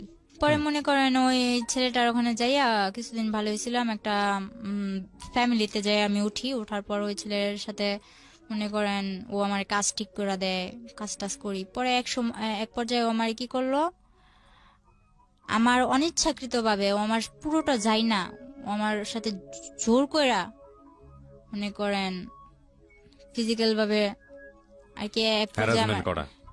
হ্যাঁ, পরে এরকম করতে লাগলো, এরকম করতে করতে তিনবার আমার সাথে এরকম বাজে এরকম হয়েছে। হওয়ার আপনার পর বাচ্চাটা কোথায় তখন? তখন আমার মার কাছে। তো আপনি ছেলেটার কাছে কেন গেলেন? ওই ছেলেটার কাছে তো আমি যাই নাই, ওই যে আমি টঙ্গী চলে আসি, আমার বাচ্চা টাচ্চা বাবা মা সব ফালায় রেখা, হুম টঙ্গী থেকে ও আমারে বললো যে তুমি এদিকে আসলে নারায়ণগঞ্জ আসলে। এটা যাওয়া ছেলেটার কাছে, বুঝতে হবে কোনটা ছেলের কাছে যাওয়া কোনটা ছেলেটার কাছে যাওয়া না, এটা বুঝতে হবে। না দেখেন, আপনি আপনি এখন বর্তমানে কি করছেন এটা এটা একটু বলেন তো আমাকে। আমি বর্তমানে কিছু করতেছি না, বর্তমানে আপনার হাজবেন্ডের সাথে আপনার কোনো সম্পর্ক নাই, ফারুকের সঙ্গে কোনো সম্পর্ক নেই? না। আচ্ছা, আর এখন আপনার কিভাবে চলে? আপনার বাচ্চাটা কোথায় থাকে? আমার বাচ্চাটা আমার মার কাছে থাকে, হুম আমিও আমার মার কাছে আছি। আর আমি চলে যাওয়ার পর আমার বাবা বাসা থেকে তাড়ানোর পর এর এক সপ্তাহ পর আমার বাবা নিজেও চলে যায়। সেটা নাইবা জানলাম। আজকে এই ঘটনাটা পুরোটা শোনার সময় আমি যথেষ্ট ধৈর্য হারিয়েছি বিকজ অফ গল্প বলার স্টাইলে, কিন্তু আমার কাছে মনে হয়েছে বলার সুযোগ দেওয়া উচিত। যারা ধৈর্য ধরে শেষ পর্যন্ত শুনেছেন তাদের